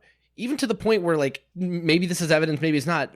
Jason didn't even vote for her to try and save himself. So the fact that her social game pays such heavy dividends, and she was a sitting duck, easy target, people brought her name up, and everyone seems to be in agreement that she's well-liked and she doesn't go home. Imagine being so well-liked that people don't vote you out of Survivor and then vote for you to win. I gave it to Michelle for that one reason. Honorable mention to Sydney for winning, kind of getting what she wants, but no one should be targeting Jason. It doesn't hurt her. It doesn't hurt her. And for Michelle, Michelle, just all that matters for her is that it's not her, I think, because she was the other name that was being talked about in the episode. So I don't have Jason going as a negative for her either. She's just happy to be here. I had Sydney just because I wasn't sure on whether or not I liked the play at Tribal Council for Michelle. Just being that visible and going against Ty that much, it could work out well for her, but at the same time, it could work out poorly, just depending on how people view it. Sydney is now the only remaining Braun left in the game, so that's a lot of votes on the jury that might go her way if, Scott and Jason would end up respecting her game enough to give her their vote. I don't know, but it wasn't a real confident vote as far as best player, but that's why I gave it to her. Yeah, I agree with Josh. I'm going to give mine to Sydney with an honorable mention to Michelle. She won immunity. I think taking out Jason is totally fine for her. Sydney just needs to get to the end. She'll win. So having everyone focused on Jason, the guy at the bottom, is fine. So, I the honorable mention to Michelle, and again, maybe the calling Ty out wasn't great. It could go either way. That's why I went the honorable mention instead of the win. So Sydney is my best player. Josh, who you got for worst? Ty. Even though he was right. Finesse. Yeah. It's a little finesse. And he does not have it, as we've seen before, and as we'll see again. He does not have it. I think that's fair. I'm still going to give mine to Joe, just because Ty was right. So I'll give my worst player to Joe for being bossy. He voted against Jason, the only person he had any sort of shot against in the surprise final two. I like Ryan's commitment to the paper, but I'm going to agree with Josh and say that it's Ty, because you tried to make demands simply because you have an advantage. This is where I started to feel, and right or wrong, I can't prove this. I wonder how much the language barrier became an issue. Can Ty persuade people to do what he wants if English is very clearly a second language? And I understand that that's kind of his mountain to scale. It's one of the things that he has to be able to overcome. Like that's, that obstacle is a part of his journey. But the reason I'm bringing it up is he is so clearly right. He's right in the moment because everyone agreed with him. And then he's right retrospectively because Michelle wins the season. Mm-hmm. She was available and she didn't really need to be there. She wasn't crucial to anybody's game who was left, really. This is the last opportunity to take her out, it turns out. Yeah, she was just... So, I mean, it is Thai because of the way it bared out, and I really hope I'm not giving it to him because English is a second language. It's just, if you're forcing the issue because you have an advantage and because you just want to put your stamp on the game, all it looks like is another dark mark on the record. Yeah, tough. I think you have to be results oriented when thinking about that, just because it's so tough to judge with the whole language aspect of it. It's essentially like, were you able to do it or weren't you? And then even at Final Tribal Council, it was pretty obvious that he was having a hard time explaining his game as well. If English was his first language, maybe he would have been able to get more votes at Final Tribal Council and been in a better spot because he's able to explain it a little bit better. Who knows? The last thing I want to say about this, if one thing should be clear to the audience at this point, based on our bests, last episode, Ryan and Josh had Michelle and I had Sydney. And then this episode, I had Michelle and they had Sydney. Sydney and Michelle have kind of risen notably above Aubrey in terms of like who is coming into the finish line strong. Yep. Agreed. So I want to point that out, that at the end when Aubrey is sitting there and people are thinking that maybe she should win, when this game is really coming down to managing people and what's going on, Sydney and Michelle are kind of at neck and neck at this point. Yep. And also Ryan and Josh are right. Once again, I don't know. We have a split opinion. I have a dissent that I will be posting on all social media because I love social media. No, I'm just kidding. So I just wanted to bring that up. I'm excited for the blog post, Eric. Yeah. Episode 13, With Me or Not With Me. So Ty and Michelle are going to bicker after Tribal Council, which is not a great look, especially for Michelle, because Ty still has an idol. He could just idol you out of the game, And Ty feels betrayed by Aubrey, and she doesn't really do a great job here of making him feel secure. They didn't vote together. Are we actually in an alliance anymore? Oh no.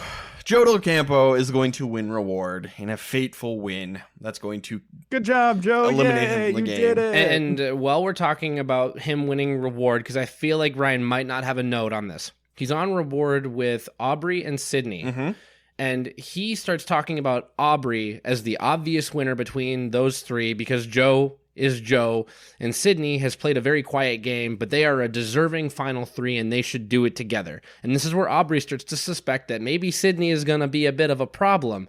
But this is where Joe literally admits that, like, yeah, I can't win. I'm not winning. I know that I'm not, so I just want to find the two people that I like the most and go with them.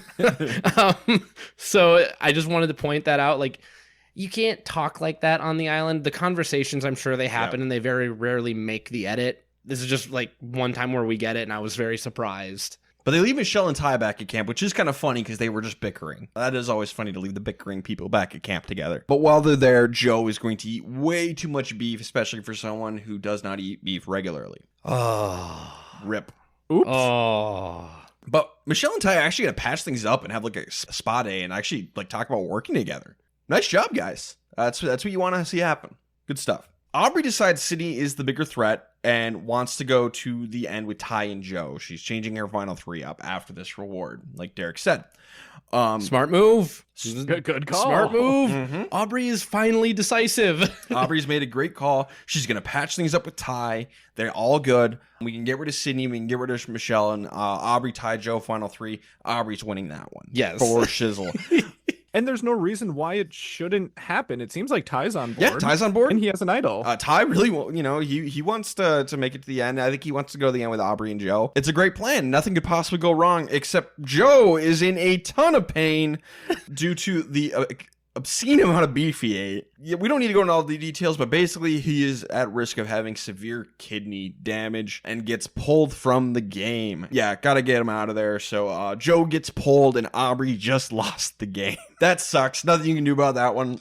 Well, and for the second time, Aubrey has lost her closest alliance member. Now, it's nice to have two people virtually assured to vote for you on the jury because, at least you have 2 guaranteed votes at final And tribal. it's not like anyone's ever been removed from the jury before. Oh no! Oh no! Oh my goodness. I'm so Poor Aubrey. Poor Aubrey. She's going through it. I mean, in an alternate universe where Joe is not medevaced here, where Joe loses reward or something, or the reward is a spa day where he's not eating food, does Aubrey win the game? She can. She could. You have to think about who wins the I challenge. know we're going through final like, 4 challenges. Yeah. So because Michelle wins her way into final 3. So if they take out Michelle first and Sydney performs more poorly in that challenge, then who knows. But point is, there is a path. Yes. This removes the path. The bricks that were laid were immediately unlaid. Joe was not getting voted out at 5. So something changed here. And neither was Ty because he had a Yeah, medal. Ty wasn't going home. So, probably Michelle. And if Michelle wins immunity, it's probably Sydney going here. Well, I was going to say it's probably Sydney because Aubrey was thinking about Sydney as a threat. But it doesn't matter. Either one is going home here. Changes the game probably. Yes. Now, I know she lost the game here, but it's not her fault. I'm going to give my best player to Aubrey. She did a lot of damage control with Ty to get him back on her side and had a great plan. Where's the beef, Joe? Where's the beef? I very, very luck-orientingly put Sydney as best player because she had Joe convinced that bringing her to the end was the best. And we don't know, but there is a chance that Joe would have stumped for Sydney to stay anyway because he's so loyal. True. And maybe they just vote out Michelle anyway because otherwise he strips the vote. But ultimately, Joe going home, I think, benefits her the most because I think that she was in the most immediate trouble to get voted out. And I think she can win her way to the final 3 from the final 4. She's very capable of it. So I gave the best to Sydney. But I can absolutely see what you're saying, Ryan. I gave it to Michelle. I don't hate it. She made nice with Ty. It's the exact same. Yeah, that was the reason why. It's just made nice with Ty. Everything seemed to be good. At least you're not like leaving someone with a bad impression if Ty would go to the jury.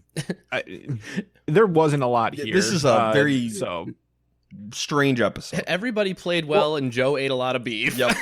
I'll say, and you could tell that Joe was being medevaced like after like 5 minutes of them focusing on him because it's like there's not going to be nearly enough time here. We have an immunity and I know we challenge. already knew. We all knew it was happening, but yeah, no immunity challenge or anything like that. Just what?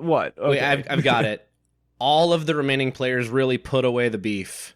Just one put away a little too much beef this episode. Boo. That was pretty funny. That was pretty funny. Come on now. Come Derek, on. who is your worst player of the episode? I did not have one. Josh. I didn't have one. I didn't have one. What are you going to do? Not eat that much beef. Yep. Joe. We can't give it to Joe's, Joe. prostate. A It was too balanced big of a diet. prostate. Yeah. We're never going to have anyone in the age of 70 or higher on Survivor again, I don't think.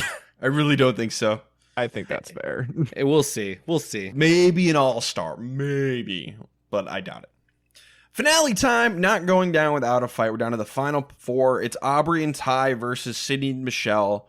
Aubrey and Ty seem to want Michelle out. Michelle and Sydney want Ty out, which is odd, but okay. A wild card. Reward challenge. Aubrey is going to win and take Sydney on reward with her and basically try to recruit her into taking out Michelle next. And it seems to work. Sydney seems to be on board with taking out Michelle, which she should be because Michelle's a huge threat, it turns out. Michelle's going to try to recruit Ty against Aubrey. Everyone's doing what they need to do, trying to recruit the other people to take out somebody. Like, that's what you should be doing. But Michelle is going to win immunity here and save herself. She would have been going home otherwise. And this was the iconic tower challenge where we're going to get the... when you play this one, you have to kick it over. If you Tower puzzle. Michelle kicks it over here, iconic, and then when she comes back on Winners at War, she kicks it over again. If you win this challenge, kick the tower over. If someone did it in the new era, I can't remember who it was. Yeah, I don't remember. Someone did. So, Michelle's got immunity. Aubrey and Ty are like, well, the next other big threat is Sydney. I guess we got to take her out. Sucks, but it's what we got to do. They're exactly right. Sydney and Michelle are going to try and bring Ty in to vote out Aubrey. Sydney wants to save herself. Michelle's biggest threat is Sydney. So she could vote her out and just take out the biggest threat. But what she's going to end up doing is also good and interesting. At Tribal Council, we're going to get 2 votes for Sydney and 2 votes for Aubrey. We're going to go to fire making. And this way, Michelle doesn't have to betray Sydney. It's a risk, for sure, still. But she doesn't have to betray Sydney this way and just going to get her vote. So Aubrey and Sydney compete fire making. Sydney loses. Aubrey stays in. Michelle's biggest threat went out of the game, and she didn't have to betray her, so she got to kind of have her cake and eat it too. We will get admission in either the reunion show or at Final Tribal that Michelle did not know that Sydney was the true target because they thought that they were with Ty. And she's going to admit that she did not know this, but it kind of doesn't change the sentiment. Sydney, I still wanted you here next to me. So sometimes by just staying true to yourself, and if staying true to yourself is what the people value, you can make a mistake and it's not going to be held against you at the end just for not knowing. And I think that was key. So whether she knew it or not, her being loyal in this particular way at the end, I think was extremely important to maintaining at least the facade of a game that everybody respects. Yeah. Now, keep in mind, we are in a pre-fire making era. Yeah. There is, an aspect to this of, do you want to put two people who are both reasonable threats into fire making and potentially give them another, reason for someone to vote for them? Or they could embarrass themselves. I don't think you want to do that. Yeah, that's fair. True. They could embarrass themselves, though, and it hurts their game. So possibly. I wouldn't have done this if I was Michelle. Okay. You would have just taken out Sydney? Yep. I think I agree, but I'm not mad that she went this way instead. I think both are fine. I think if she's going to take out Sydney, I think she needs to tell her. That would be the key to me is like, Sydney, you are too big of a competitor. I have to take you out here. I think I can beat Aubrey. I think I can beat Ty. So that's just my opinion, is that if you're going to target her, you need to tell her, because I think Sydney will feel that unknown. Like, why did you do this? Why do this song and dance at 4? I can't play an idol. I can't save myself. I don't have immunity. At least give me some respect. Well, and does Sydney beat Michelle at the end? It's tough. It's certainly tough. It's a little hard to say. I thought so. I did too. I think what she's got going. So Nick does not respect Michelle's game. So Nick is going to vote for Sydney. Debbie really likes both of them. She could go either way, but I think she would have gone Sydney, but could have gone either way. Scott and Jason are going to go Michelle. They're pissed off. Yep. Julie's going to go Michelle. They're besties. Joe, I think Joe likes Sydney more than Michelle. Mm-hmm. They're close. And then what do you think about Aubrey? Yeah, Aubrey I think votes good maybe for the Sydney. Tiebreaker. Ty could go either way if he's on the jury instead, but yeah, Aubrey could vote. I would think Aubrey would pick Sydney over Michelle. So I do think Sydney would win. Basically just the difference in, just not knowing how the votes would break down and having a little bit more mystery behind Sydney versus Aubrey. Don't leave it up to fire making. Don't leave it up to chance. Even if you're really confident that, Aubrey is going to beat her and you just don't want to vote against her to save her jury vote. It's so much more important to not have someone who can beat you go up against you. And you have the guarantee right now to be able to put that person on the jury. True. Very good points. All right, Josh, who do you got for best player of the episode? I had Aubrey here just because she ended up winning fire making. It could have been, all the votes on her. There wasn't a whole lot. Michelle also works too, just because she guaranteed herself the win, but good enough to keep her in the game just was that extra thing from Aubrey. So that's why I gave it to her. Yeah, I went with Michelle. I think you could put Aubrey, and I wouldn't fight you on it at all. And it's a little bit of results-oriented thinking for sure. But, she won immunity. She stayed loyal to Sydney, and that did help her in the end. It could have hurt her, but it did help her. So. When I wrote this down, we did not have confirmation that Michelle did not know that Sydney was being chopped or targeted by Aubrey and Ty. I had Michelle as best under that pretense. Knowing in Final Tribal Council that she did not know, I'm going to switch this to Aubrey, but I want to make sure we're keeping this straight. Like, in order, it feels like she would have to know. Yep. She did this on purpose to be loyal. So I'm going to say Aubrey and agree with Josh, but in real time, I did have it as Michelle. For worst, I don't have one. I originally had that I did not have one, but the fact that Michelle did not know and didn't try to vote Sydney out, I am going to retrospectively put Michelle as worst, because I think just take out that X factor of the one person who could garner more respect from the jury. So in the very rare time that I would retrospectively stamp someone with worst, but in real time I put NA because I figured she had to know. And I don't know why, but I put Ty just as a default. Just like, everyone else was fine. So yeah, sure, Ty. Honestly, it'd probably make more sense to just have no one though. He didn't do anything bad. I have lost my winner pick with Sydney, and at the time I moved on to Aubrey because obviously. Oh, the triumphant. Nothing else could have possibly happened. And you guys are both on tie, right? Yep. So none of us are winning. We're stuck on tie. All right. This vote happened. The fire making challenge happened on day 37. So flashbacks to Micronesia. Where Ty's like, he didn't say that. That was the end. The power shifts to the jury. He says that normally. Kagiyan as well. So, like, yeah, and Aubrey's like, there's not going to be another challenge tomorrow. It's like, well, what else are you going to do on day 38? You got to assume surprise final 2. You got to assume that. Oh, yeah, absolutely. But it's not. We're going to get a one-off twist that we're never doing again. Probably shouldn't shouldn't do it again. However, Derek and I have come up with a caveat because I don't think this was a very popular twist, and I don't even think production really liked it. I think it turned out kind of fun, and I'm not mad about it, but we shouldn't do it again. But we can do it under one circumstance and one circumstance only. yes. So the big twist here is that we are competing in a challenge. Winner of that challenge is going to be able to, for the first time and only time in Survivor history, vote somebody off the jury, which this feels like messing with the votes. It's something that in general, the Castaway Consultants, with messing with the votes, we're not huge fans of like taking people's votes away because you force them into situations that production dreamed up, right? Like extra votes, steal a vote, like, fine, I guess. But we drew a line. Messing with the jury is kind of on that level too. Like, come on, they already lost $1 million. Do you really have to just like rub their nose in it?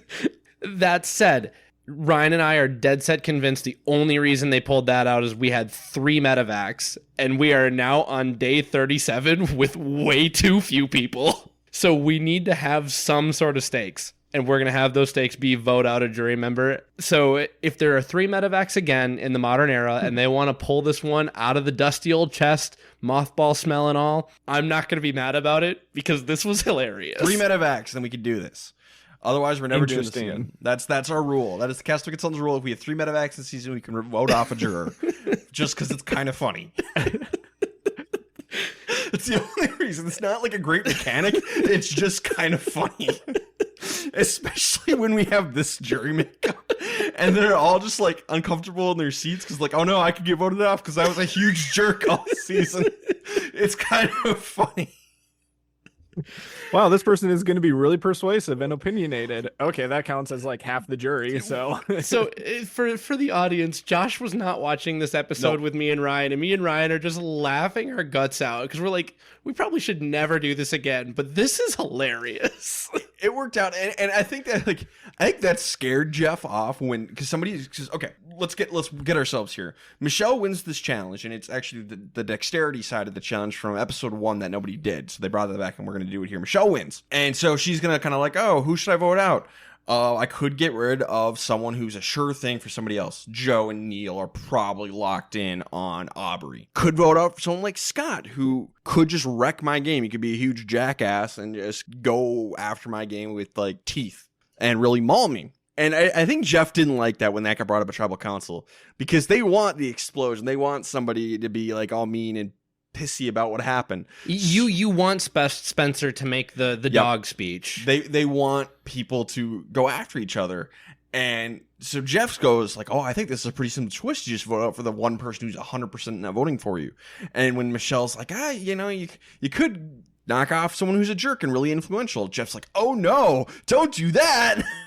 Don't like that. TV. So I think that's probably why we're never going to get this again, because I don't think that occurred to them. But Michelle is going to take Neil off, because between Neil and Joe, Neil might go for the throat a little bit more, might be a little more influential. And as soon as Neil gets voted off the jury, he just like rips Michelle a new one and leaves. And Jeff's like, I think you made the right call.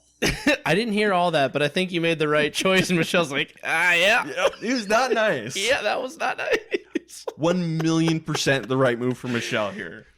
Absolutely. And I was talking to Ryan about this. I think Neil's experience on Survivor has to be the most overall unfortunate since Matt from Redemption Island just voted to Redemption Island and then immediately voted back. This guy gets a knee infection, medevac for essentially what he believes to be no reason, gets to the end and gets voted off the jury. The only person to ever be voted off the jury.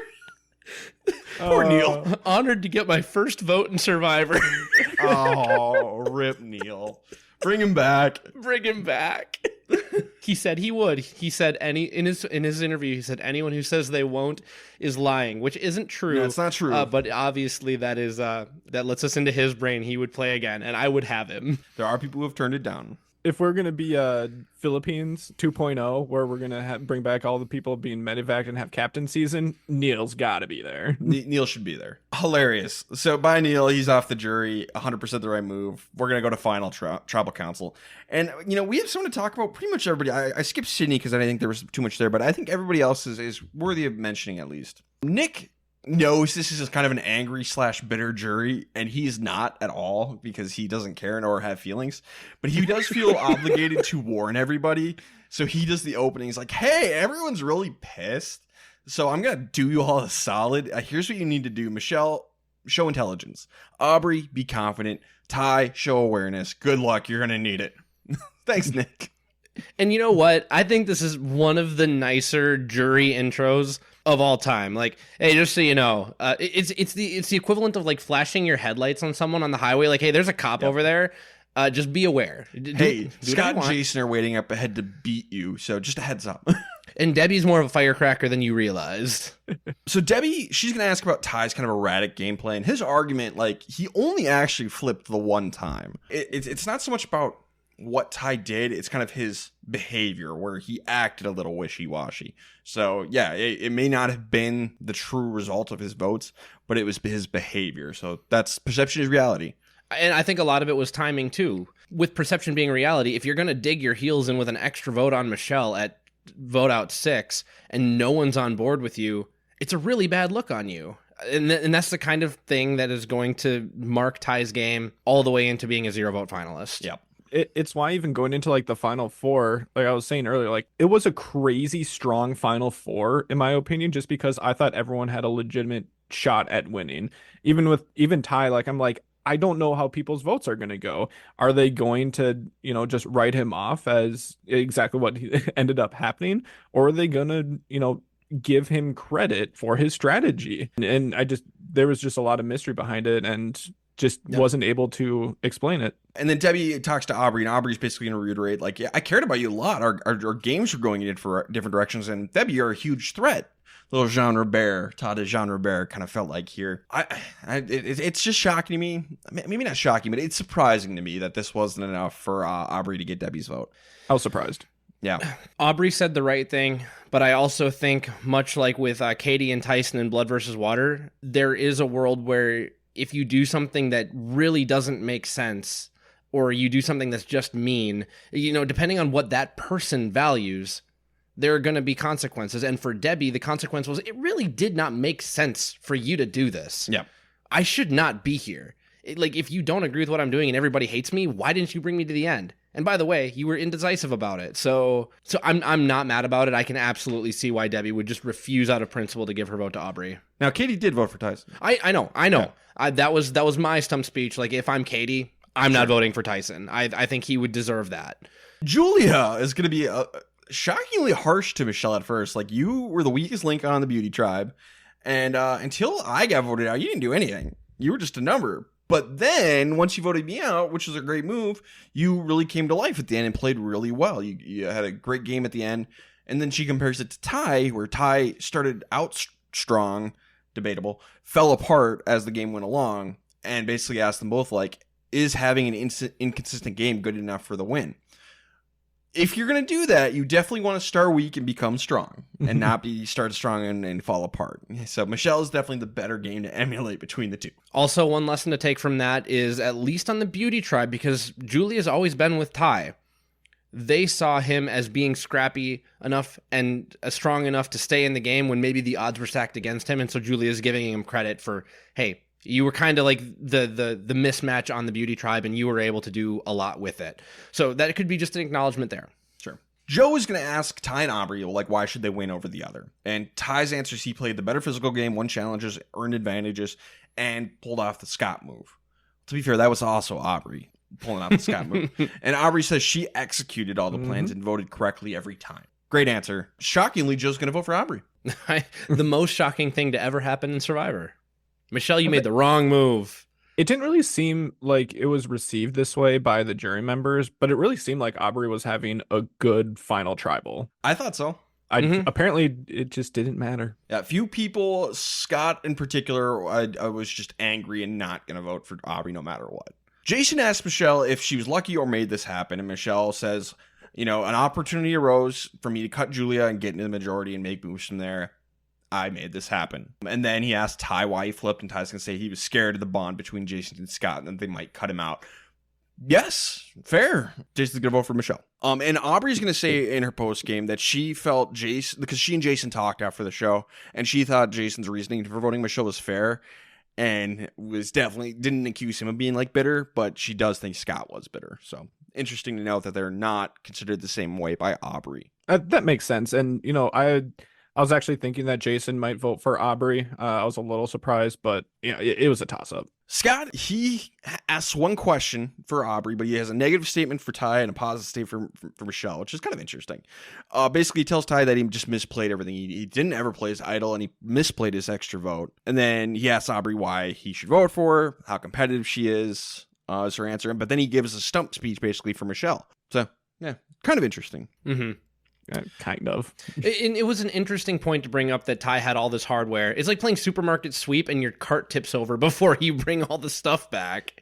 I get it, but it was missing the point, I think, from Scott, because there was only one thing that was mismanaged. Like, the extra vote was completely mismanaged. Like, nothing happened correctly there, even though it was the right move. The idol was nothing to do with Ty. Someone got medevaced. Like, calm down, Scott. And then, with this, if he wants to bring up the super idol, like, no, not playing it was the move. So, like, it's a move in itself. A bad move that we agree here. Yeah, but like, the concept of the move is not playing the idol. So Scott annoys me. Scott is sour grapes. Yes, he I think is. we can safely say. Yes, he is. And I don't think anyone would fight us on that. No. And then Jeff is like, wow, you guys didn't get a ton of time to answer questions. How about you get closing statements this time? Bring those back every time. Opening and closing statements. Even if you don't air them, do them. There isn't much here, though. Aubrey just says she had a rough start, came into her own. Michelle basically says the same thing, but she was underestimated the whole time. And Ty rambles about his perception of life, and it doesn't really apply here. Yeah. Oh, and we didn't mention Mark's here. Oh yeah, Mark the Chicken, who I haven't mentioned at all because it doesn't really matter. But Mark the Chicken is here, and they didn't eat him, and they let him go into the wilderness of Cambodia, where he was immediately eaten. Almost certainly. Yeah. I just want to acknowledge Ty's final closing statement, I felt, was him resigning himself. It was clear he was not winning, so the proverb he was sharing was like, hey, when you have like the hyacinth flower, you float away from people, and there's never any way to get back to them. I think that was him saying, like, my game floated away from everyone's. It floated away from myself. It was never coming back, but I hope that afterwards we can find a way to come back together. So it was just him saying, like, I don't want people to hate me. I don't want people to be this vexed against me. That's what I felt. Michelle's gonna end up winning 5-2-0. Nick and Joe both voted for Aubrey. I was shocked by this. I remember as the votes were being read when Michelle got the third vote, I'm like, Michelle's winning. What the F? So pretty surprising, but when like you listen to post-game interviews and you pay a little closer attention, Michelle's game was just not very friendly for TV. So which brings us to the question, who would we have voted for? And my breakdown for this is, who played the best physical game between the finalists? Michelle. Who played the best social game? Michelle, it turns out. And who played the best strategic game? I think you could argue Aubrey. I think Aubrey is a fair comparison. Yeah. So if you break it down like that, especially assuming we were on the island, we know these people better. Then if I go off that, I would vote for Michelle. Yeah, I'm not gonna take any post game stuff or like looking at it retrospectively. I'm gonna go based off of in the moment, and in the moment, I was going Aubrey. So was I. I'm gonna stick with that. I don't like thinking about it as like, okay, now that I have all this other like context with it, that's not what we saw. And I'm going purely off of the edit and what is aired on the show, and I was pretty surprised. Even on the rewatch, you have to really pay attention, and even then, it's like, yeah, it could have been a lot closer than 5-2 even. So I'm gonna go with Aubrey. I think that's genuinely fair, especially with the way you're looking at it. I think that's super, super fair. Yeah. You want to talk about a fascinating, like, who would we have voted for? Because it's one of those times where it's like, okay, if we get to see how everything kind of bears out and it falls in place in the game, I think there is a strong argument for Aubrey. I was surprised myself to see Michelle win in real time. But even like going back to what we talked about when Debbie got voted out, if I'm on the Brains tribe and Aubrey voted me out in a vote that made no sense, like you're indecisive all season, and then you decisively vote me out, and it wasn't best for your game, I don't know that I would want to vote for her. So it feels really circumstantial to me. And then for the people who weren't on the Brains with Aubrey, then it just goes off like, who do you like more? And if Michelle, as we were told by many people, had the better social game, I think I would vote Michelle. So I'm going to admit that this is like a bit wishy-washy, but I think... Yeah, who are you, Aubrey? No. I'm saying like, because we got to see more than... we got to see different perspectives than they did.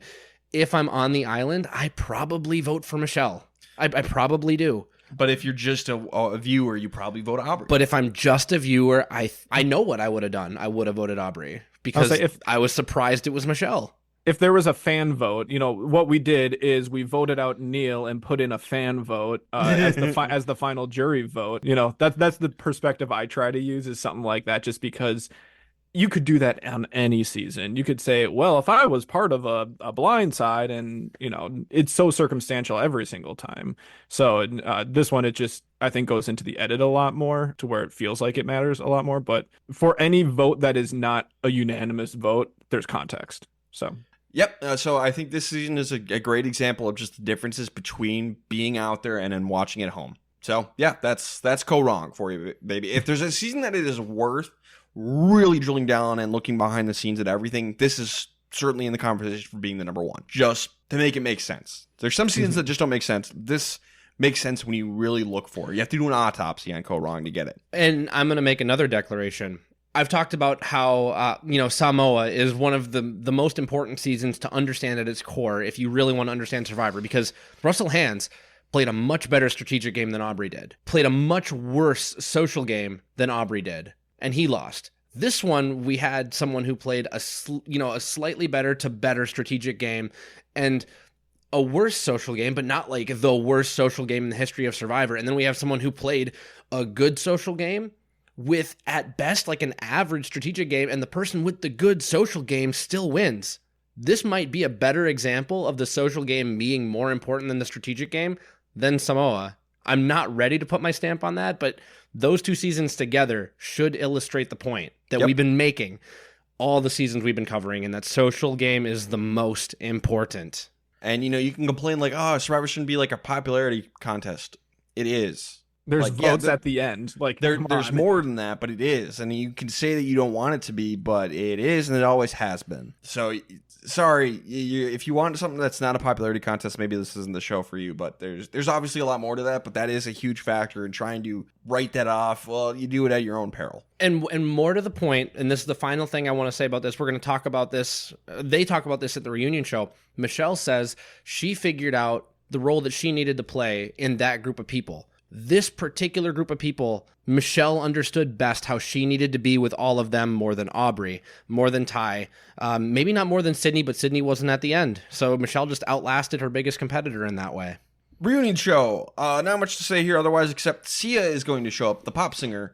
And we're going to begin the Sia Award era of Survivor, which has since ended with 46, I want to say, was the last time we did it. Controversial in her own right for some reasons. I enjoy her music, though. But Sia is going to give Ty 50 grand to himself and another 50 to donate to charity, just because she likes Ty. She runs up on stage, and this feels very improv, but what really happened was Jeff knew Sia wanted to do this, like, give an award out, and basically he told her, like, when you're at one of the reunion shows, just run up on stage and do it. Whenever you want to do it, pick a season. When you're ready, you come do it, and we will deal with it. We will roll with it. And that's what happened. It's funny because knowing that this is going to happen, and just kind of watching the reunion show, and it's very rare when you dissect a reunion show, but there were multiple times before this that Jeff's like, I know that I'm rushing through this, but we don't have a lot of time. And then you have this entire Sia segment. I'm like, well, that's all out the window now. So, like, Jeff is just screwed going forward for the reunion show. But it was great live TV moment. Oh, yeah, absolutely. It was just funny. And Jeff would be the first to admit that. All right, let's wrap up this season. Let's get into our best and worst players of the season. And as a reminder, this is only people who made the merge. Neil and onward count here. Derek, kick us off. Who is your best player of the season? This is one where I think we need to trust the players and trust the vote. A 5-2 is not a 4-3. A 5-2 is definitive. I'm going to give it to Michelle, and the only honorable mention I feel like handing out is to Sydney. She was one away. I think she beats Aubrey, and I think she beats Ty. Just interlock that with what happened with Michelle. I'm going to give it to Michelle because she made it over the hump. I'm really trusting the players. If someone told me Aubrey, I wouldn't be mad at them. Josh? I'm going to go Aubrey. I'm going to go with the fact that we just saw more throughout the entirety of the game, and that's important. It's not Michelle's fault, but not going to tribal council until the merge rolls around makes it hard for me to see the entirety of your game. And the fact that you weren't really edited and didn't really have many moves, like it's a lot more subtle of a game that can win you clearly the game. But in order for me to give you the best player, I think that there needs to be a little bit more. Aubrey's flaws, I think, are very circumstantial when it comes to the people that she was playing with. And irksome. It irks them. Whereas, you know, if she would play again after this, I think it would show. I think you'd see a much more refined version of her. So I think Sydney would also be a great option too. But it just feels like it should be Aubrey for me. On that note, I'm picking Sydney. I think Sydney would have won. I think she played the most consistent, strong game throughout. She played well in the pre-merge on a crap tribe. And she just played well throughout this entire game. She had like one fight with Jason and Nick and Scott. And beyond that, I think she was excellent. So Sydney is my best player of the season. Didn't we all give Jesse Lopez in the new era, who also went out at Final Four firemaking, like, no, you clearly played the best game. If you just get over that last little bit, your game was amazing. Yep. Mm-hmm. The Fallen Angel spot. Yeah. Yep. One last thing on Aubrey's side that I should have mentioned is that she did lose 2 of her alliance members to Medivacs. That's so bad luck. That's really tough to deal with, and she still made it. Had Neil not been medically evacuated, I think Aubrey goes out in that spot. Maybe. So, Maybe. you know. Well, I mean, that's what was discussed. That was probably going to happen. Who knows? That is as close to canon as we can get. Oh, on that note, I should mention, Ty, Aubrey, and Michelle, all 3 of these finalists are going to play again. Do we want to see it? All of them. Yeah. Run it back. Yep. Agree completely. Bring them all back. 5 people from Koah Rong get to play again. We need more. Let's rookie numbers, bump them up. Bring Sydney and Julia back. Like 2 people I very actively want to see play again. Jason. I want to see Nick Majorano play again. Neil. We want Neil back. Yeah. I love this cast. They're so mean, but Sydney, yeah, bring her back. Darnell. Bring Darnell. If we do a first boot season, Darnell could win. Peter, bring him back. He's hilarious. Ooh. It'd be hilarious to see him just get bitch slapped down again. All right, worst player of the season, Josh. Who do you got? I'm going Scott. Just a generally unlikable person when he's within the game. Outside of the game, I'm sure he's perfectly fine. I don't know. I've never talked to him. We don't know. We don't know him. We don't know. We don't know. The second that something does not go his way, it ends up being the worst possible thing, and he throws a hissy fit and completely alienates everyone because that's just who he is, apparently. Not to mention, I love, I don't remember which one of you guys mentioned it earlier, but the fact that he's a former professional athlete that had made millions of dollars, you are on an uphill climb in order to win this game. You have to play so well, and he didn't. Like, that's just ridiculous. So, yeah, Scott, hands down. I'll give Scott a dishonorable mention, I've decided, but my worst player is Joe, because at least Scott tried.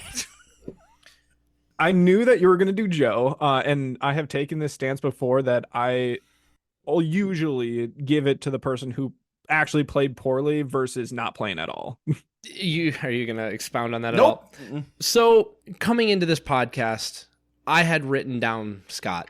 But when I shared with you guys that Joe was resigning himself to not winning at Final 5, and he made these moves. Every single time he said, no, I don't want to do that thing that would be good for my game. So many times. In that reward challenge where he ate too much beef and doomed his own game, he'd already doomed his own game. I never wish for a medevac on anybody, but if there's anything that was more emblematic of somebody's game, it's that. I have to give it to Joe because he did everything intentionally and still actively said, well, I didn't do anything. Aubrey, you're going to win. I'm okay with that. Bruh. So, okay, Scott actively played badly, but, you could tell he wanted it. You can tell he was trying. Yes, it was bad. Misguided. Very misguided. But I'm giving it to Joe. Man, we got to be trying here. What are we doing? Nothing was getting done at 71, I'll be honest. Respect for playing at that old. Respect for playing. Rudy's the better 70-year-old player. Respect for doing 71 years old on Cambodia. Yeah. Surprise final too, Joe and Scott. I think Joe wins. Yeah, I think Joe wins. You're right. But that's the worst final two ever. Hey, we had that conversation last season. Yeah. That's why, Josh, I'm not going to fight you on it. I talked myself out of it. It's a philosophical difference. Yes, it is. All right, let's get into Jeff Watch. Did you have anything here, Derek? The only thing is the moment in the pre-merge when Jeff really had to break out of host character and be like, oh wait, people are dying. Yeah. And then maybe in this post-merge we saw them being a little more trigger happy, particularly with Neil, to allow Medical to pull him from the game. Maybe they'd had these conversations. And we saw Jeff at the reunion show talk about how they've been waiting to pull the trigger on this vote out a juror for a while. Yeah, they've been talking about it in the past. But in terms of his behavior towards the contestants, the only thing is oh wait, somebody almost died. We might need to be careful. So that's the only thing for Jeff Watch. Weather report. Not as bad as the pre-merge, as best as we can tell, but still miserably hot, miserably buggy, and nobody had a good time, and they're never going back. And in fact, we're going to Fiji and never leaving. Yep. And Jeff says at the reunion show, Fiji, one of our favorite locations ever. We're going there and never leaving. Yeah, they had great time in Fiji, and they have not left. Little did we know at the time. Okay, next thing we're going to do is talk about the most memorable moment of the season. For the pre-merge, it was Caleb's evacuation. Josh, as our memorability correspondent, tell us what is the most memorable moment of the post-merge and whether or not it takes down Caleb's evac. I have a few nominations here. So first off, and I think this is more chronological, Aubrey spitting at the challenge, as mentioned. We have the idol denial by Ty, and then the Michelle kick at the challenge to knock over her tower that now lives on anytime that challenge happens. Those are my three. I'm going to narrow it down. For the post-merge, it's got to be Ty denying the super idol to Scott. So the question is that enough to beat out the medevac? And I think it does. Really? When I think of Koah Rong, I think of Ty shaking his head and just, really? Okay. Just the shock on Scott and Jason's face when that happens is just so at the front of my mind when I think of the people on this season. Because I think of, Koah Rong, which season was that? Oh, it was the season with Michelle and Aubrey and Ty. And I'm like, oh, Ty, the idol, just the entire denial process. And then very quickly after that, it's all the medivacs that end up happening. So it is very close between the two of those, but I'm going with the idol.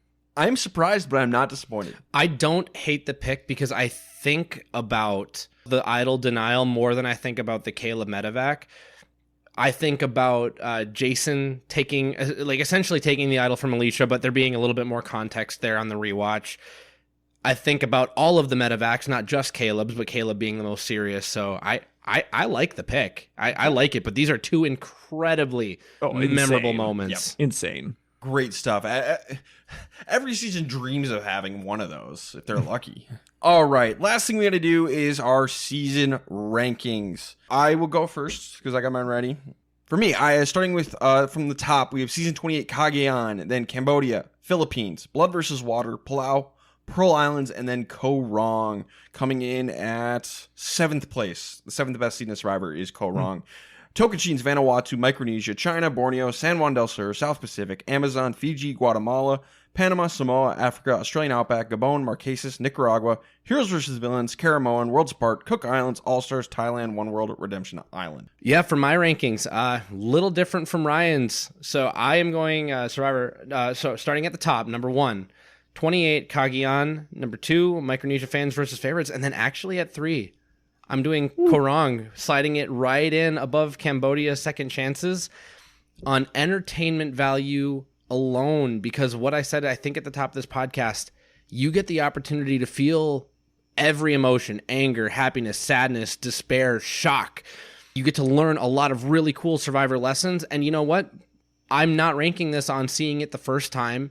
I can appreciate Michelle's game on the second watch through here a lot, and I like it a lot more. So putting it in at 3, really in that second tier, followed by Cambodia, China, Palau, Heroes vs. Villains, Blood vs. Water, Philippines, Tocantins, Pearl Island, South Pacific, Amazon, Vanuatu, Guatemala, Australia, Nicaragua, Fiji, Exile Island, Borneo, San Juan del Sur, Gabon, Africa, Cook Islands, Worlds Apart, One World, Karamoan, Samoa, All-Stars, Marquesas, Redemption Island, and Thailand at the bottom.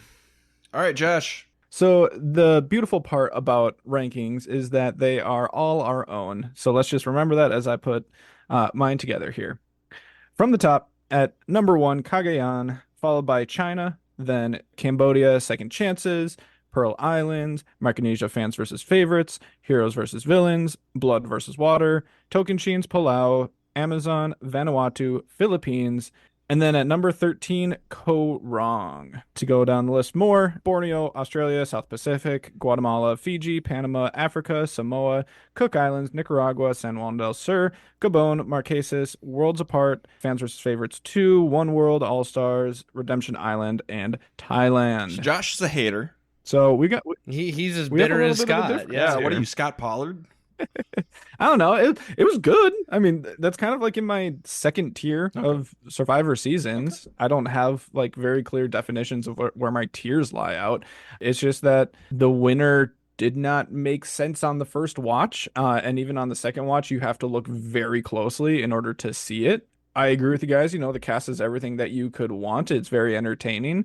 But, you know, and because of that, there's some points in the season where I get annoyed with people too, like Scott and Jason, and not even them, but other people too. So it's good.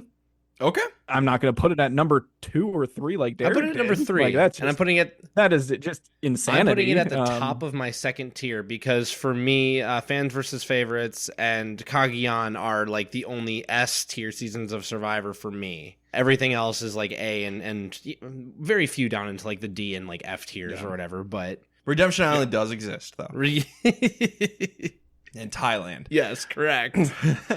Okay, well, that is Koh Rong. Not as much Koh Ronged on the podcast as did on the season. I was gonna say plenty did Koh Rong But though. plenty did Koh Rong. What could Koh Rong did Koh Rong. So the next time you're going to hear from us is for season 48, which will premiere very shortly after you hear this. And then, 48, who knows? I know there's someone from Minnesota on this season, which is exciting, and that's all I know about it. But I don't think she currently lives there because I think she's going to school on the East Coast or something. I don't know the details. And so we'll do 48, and then next, once we get into the summertime and the off season, we'll get back into the rewinds, and we're going to get into Millennials versus Gen X, season 33, which as of right now is my favorite season of Survivor. We'll see if that changes on this rewatch, but that one has been my favorite for a long time. So Spoilers on ranking. we'll see if it changes, but I want people to know going in I'm as high as possible as you can possibly get on this season. And Ryan told me in person that his favorite moment from Survivor is on that season as well. So deep tease for post 48. Yep. So that'll be the next rewind you hear from us. It's a phenomenal season with a dumb title for its name, Millennials versus Gen X. Hey, that's fine. It sets us up perfectly for Millennials versus Gen Z. Perfect. Can't wait. So that'll be next to hear from us. Social media. Follow us wherever you want. Blue Sky at Castaway Consultants, and Instagram is Castaway Consultants. Or actually, sorry, no, those were Castaway Pod. Facebook and YouTube are Castaway Consultants. TikTok also. And then we have a website, which is thecastawayconsultants.com. But our preferred place to interact with you is truly like YouTube and Spotify. I love seeing the Spotify comments. We got some on the Koah Rong pre-merge saying that they were really jazzed to hear us talk about it. They were happy to see us get back into the rewinds. We engaged with those comments. Thank you for them, especially on the rewind episodes, because a lot of people definitely show up for the current episodes, but there are hundreds of you following along with us on the rewinds. And I don't take for granted that is like hundreds, you know, that's amazing. Thousands, depending on how popular that past season is. Yep. So it's really fun to know that we're out there and you guys are listening. So It's nice. My one call to action or homework assignment, if there is somebody who loves Survivor that you haven't shoulder tapped already, you don't need to shoulder tap them again. just let them know that Castaway Consultants are an option out there among all of the fantastic places where you can get your Survivor fix. Cool. Tell everyone you know to get hyped for 48 because we're back, baby. It's gonna be fun. Oh yeah. All right. Anything else, guys? I don't think so. Cool. This has been the Castaway Consultants. Got nothing else for you. Good night.